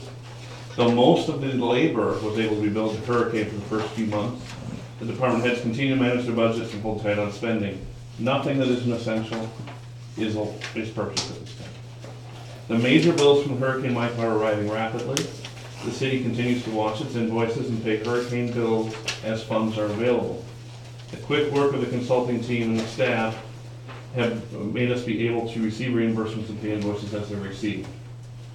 We actually have a little bit of money on hand that I'm trying to give away, but until we are ready to get an invoice paid and balanced out, I can't. So as we're verifying invoices, they can be paid. So hopefully we get more money in as I start to pay those out. Meeting on Friday at 2, I had that written down. And the speakerphone. We no longer are conference calling these meetings. Good. The point of conference calling was a way for people to listen to what's happening. Now that our videos are actually working, going online, there's no need for them. You weren't allowed to speak anyway. So we just discontinued it. It's terribly hard to hear all the feedback and beeping, and then it stopped working last week. So instead of trying to get it to work, we're done with it. So the videos will be online. They're up. Good. Yeah. What is, I guess, the disposition of our latest PW that was sent to me? It's, the 50% has passed through FEMA and it's sitting with the state. Last week, they were telling us 10 days, 2 weeks. Really? So we're hoping, this is the expedited PW. Right, I understand. So we're hoping. Well, it got kicked may back see now. something. It got kicked back once. It got kicked back multiple times, but Multiple it's past FEMA, the expedited portion of the Cat A, I believe it is the $4 million, 50%. And I'll be honest, it may be there. I haven't checked any of our direct deposits since Friday. Well, that's working then pretty much like So they far, somewhat so good. promised us, I guess. So far, so good. Fantastic. Fantastic. That's Okay, all that's all for you. Fire? Mr. Sand. We've had a couple of MVCs, motor vehicle crashes, a few medicals, a couple of law enforcement assists, and then the usual gas leaks. Nothing too serious to report, like in MVC yesterday was nothing major. Broken power line, we got them out after about 20 minutes waiting for the lines to be cut down. Our new truck, which was meant to be here in November, which got put off because of an explosion in a Ford radiator factory, is all but ready to be delivered. With great pomp and ceremony, I hope. As soon as I have an arrival date, let everybody know. As you've all paid for it, you all deserve to see it arrive and get it put into action. Put it in a tent? That's something we've got to talk about. We don't want to leave it out for the summer. Obviously now in the springtime, it's not so bad, but once summertime comes, we do need to think about trying to put it under something. We have a number of irons in the fire. We've not. Have you spoken to anyone at Tyndall? I have not myself spoken to anyone at Tyndall other than 2 of the firefighters that work there. I've asked them to get one of their officers to contact me. As of yet, it has not happened. I will try hitting them with a bigger hammer. I'm gonna call them and see if they got something they can help us with. It's one of the reasons we haven't demoed the fire station. We can still back it. Because we can still. In theory, we could take the doors Well, I off. saw, okay, so you. And use it as a. You make it work if we had to. Right. If we had to, we could make it work. And I mean, literally, you take the doors off and just use it as a pole barn. And When do we expect the truck? From the last photographs I saw on the 27th of last month, it was all but done, part of a bit of wiring and so on and so forth. They're then going to go troubleshoot it. They've got it run through pump tests and so on and so forth. Those things just take time. I would hope, if not by the end of this month, early next month. And I've been waiting for this since November. Are we tearing down the fire? I mean, Eventually. Eventually, We're but leaving it on. we're holding off on it so that we can use it as a temporary house for your new truck, which is basically just the costs you truck. the best part of $280,000, and you don't want to bake it in the Florida sun because it won't last long enough. Okay. Thank you. I did want to mention one thing on that. We want to do our due diligence with the fire and all the discussion around the fire assessment. So we met with Bay County Chief Bowen last week, Friday. And basically they told us Don't even ask us for that right now, we can't do that. They're in the same boat we're in, so they said not the time. But they did give us some ideas on what we could do, and we'll put something together and share that with you. But they at this point, they can't take on. Not ready for prime time. But you did write them the letter. Sure. Right, and some of the suggestions are around that, so, and Okay. we'll, You next. What you got? I did locate the La Lane ordinance and reviewed it. We have sufficient authority just to go ahead and re-advertise. The only real limitation is that the sale would need to be complete by September 10th of this year, so there's plenty of time. And then as far as the amount for the bids, it is tied to the Bay County Property Appraiser's just value. So if it exceeds that, city administrator is authorized just to proceed and get the property sold. If it's less than that, it comes to you to decide what to do. Well, we have, why do we appraise? wait a minute. That's what's in our ordinance. Yeah. I think there was some interest in not trying to publicize what the appraisal was, but. It has not been. Well, I can tell you that the property appraisers, I haven't looked at it. What is it? It's pretty low. Why would we have gone to the problem to do that and not tied it to the appraisal? It's before my time. I know. Maybe we need to reword it. I Rewrite don't it. have a clue, but, Maybe so, we wanna get the most that's money we interesting. can. So what is our obligation? 34,000, is that what you said? 31. That's low. It's way low. That's too. But the fact it's tied to that just means we can entertain it. Right.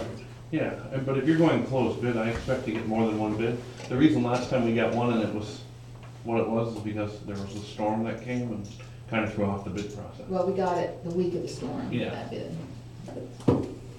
So I want to be clear, when we get the bids and they're equal to or greater than the property appraisers, we're not obligated to accept that. Yes, you can, but you're Well, not obligated, right? So the reason why we did an ordinance is the charter requires it to sell property. And what the ordinance says, we can do a different ordinance, we can change this. It says if the highest bid exceeds the Bay County Property Appraiser's just value for the parcel, the city administrator shall proceed with all customary steps to sell such parcels without further action of the council. And the mayor shall execute the deed and other customary closing documents. So if you don't want to do that, I mean, things changed. Maybe you can't. We can afford to read it, demand the values, right? Well, I don't want to do that. No, I I don't wanna don't do either. that either. I think we reword the ordinance to do the appraised value and put that before you guys for the first reading next, Yeah. before we do that. Before we do that, let's change that then. Do we have to tie it to anything, or can't it just be at the approval of the city council? No, it can just come to you to Well, then consider. Yeah, I don't think it ought to be tied to anything. That way we don't have to give the appraisal out. So we don't even have to. What the appraisal? Yeah. Well, yeah. you So, can- you know what we need to do? Yeah, we'll just I mean, it's bring public. the bids to you. I think at the time, Then do you even- it's done that way to avoid having extra staff. Do we need to amend anything, or just We'll do void that ordinance? We'll just do the ordinance. Do a new one? Right. All right, anything else? Yeah, just that. Oh, I'm sorry, I thought No, you I'm skipped all of us. just waiting on Nick. Are you good? All right, go ahead, Bill, Leonard, what you got? I do, I just want to congratulate Tanya and Al, because they were invited by Governor DeSantis to go to the State of the State meeting last Tuesday. And if I'm correct, are you the only people from Bay County that were invited? Besides the sheriff. Sheriff Ford. Yes, so congratulations to Tanya and Al, and you know darn well it was because. It was quite the education. Did you get free food? Really? Coffee and croissants. Was it good coffee? But we had good seats. They're cutting the budget too. We had great seats. So I just want to know, did they acknowledge you and acknowledge? They Lake did. Circle Beach? Good, man, yeah, the governor called us out by name and Really? stood up and Well, good for you guys. we were, Good for we you. were well received. Mexico Beach is floating around in Tallahassee quite a bit. Well, I know I was at the last task force meeting. They want to know when Tanya is going to start giving seminars. because they cannot get over that we got our FEMA check in 63 days, and some of the areas around us just sent theirs in like 10 days before the last task force meeting. They said, so we're shooting for 62, we've got to beat Mexico Beach. 63 days, they could not get over So it. you're not going to another meeting over there? I have Big, another big client team that's still effort. trying to get paid from a 2014 storm event. So it can get out. Atkins are doing a great job. Yeah. Yes. And that's what I told them. I said on Atkins too, I pulled everybody in there. Anyone else? We're good? Any of you I missed? just want to say something about Dina Bautista. She's not here. She has worked tirelessly since the storm, and I just want to acknowledge her because, you know, she's Dewberry. She kind of gets overlooked sometimes. My gosh, I mean, Philip knows that how many hours she puts in for us. Remarkable. And I just want to acknowledge. We are so and fortunate. recognize her. Dina Batista is part of our team. I'm proud of you. Yeah. I'm just looking forward to hiring. Thank you for bringing that up, because it is her knowledge and her tenacity to, Super stressful times. Yeah, we tell everybody she's ours, even though Parker, Yeah. we have to share with Parker. give her a shirt. Yeah, give her a shirt. That's a good idea. All right, we're done? Thank, motion for adjournment. Oh, When we look at the complex, I want you to go visit Springfield's Callaway's Art Center. We were there. Arts and Conference Center. It is beautiful. It's north on 22. mhm. It It's nice, is, it's nice. we need to go look at that, and I love the chairs too. The chairs, you've got to get those chairs. All right, motion for adjournment. So moved. All right, thank you, everybody. Yeah. Only about 8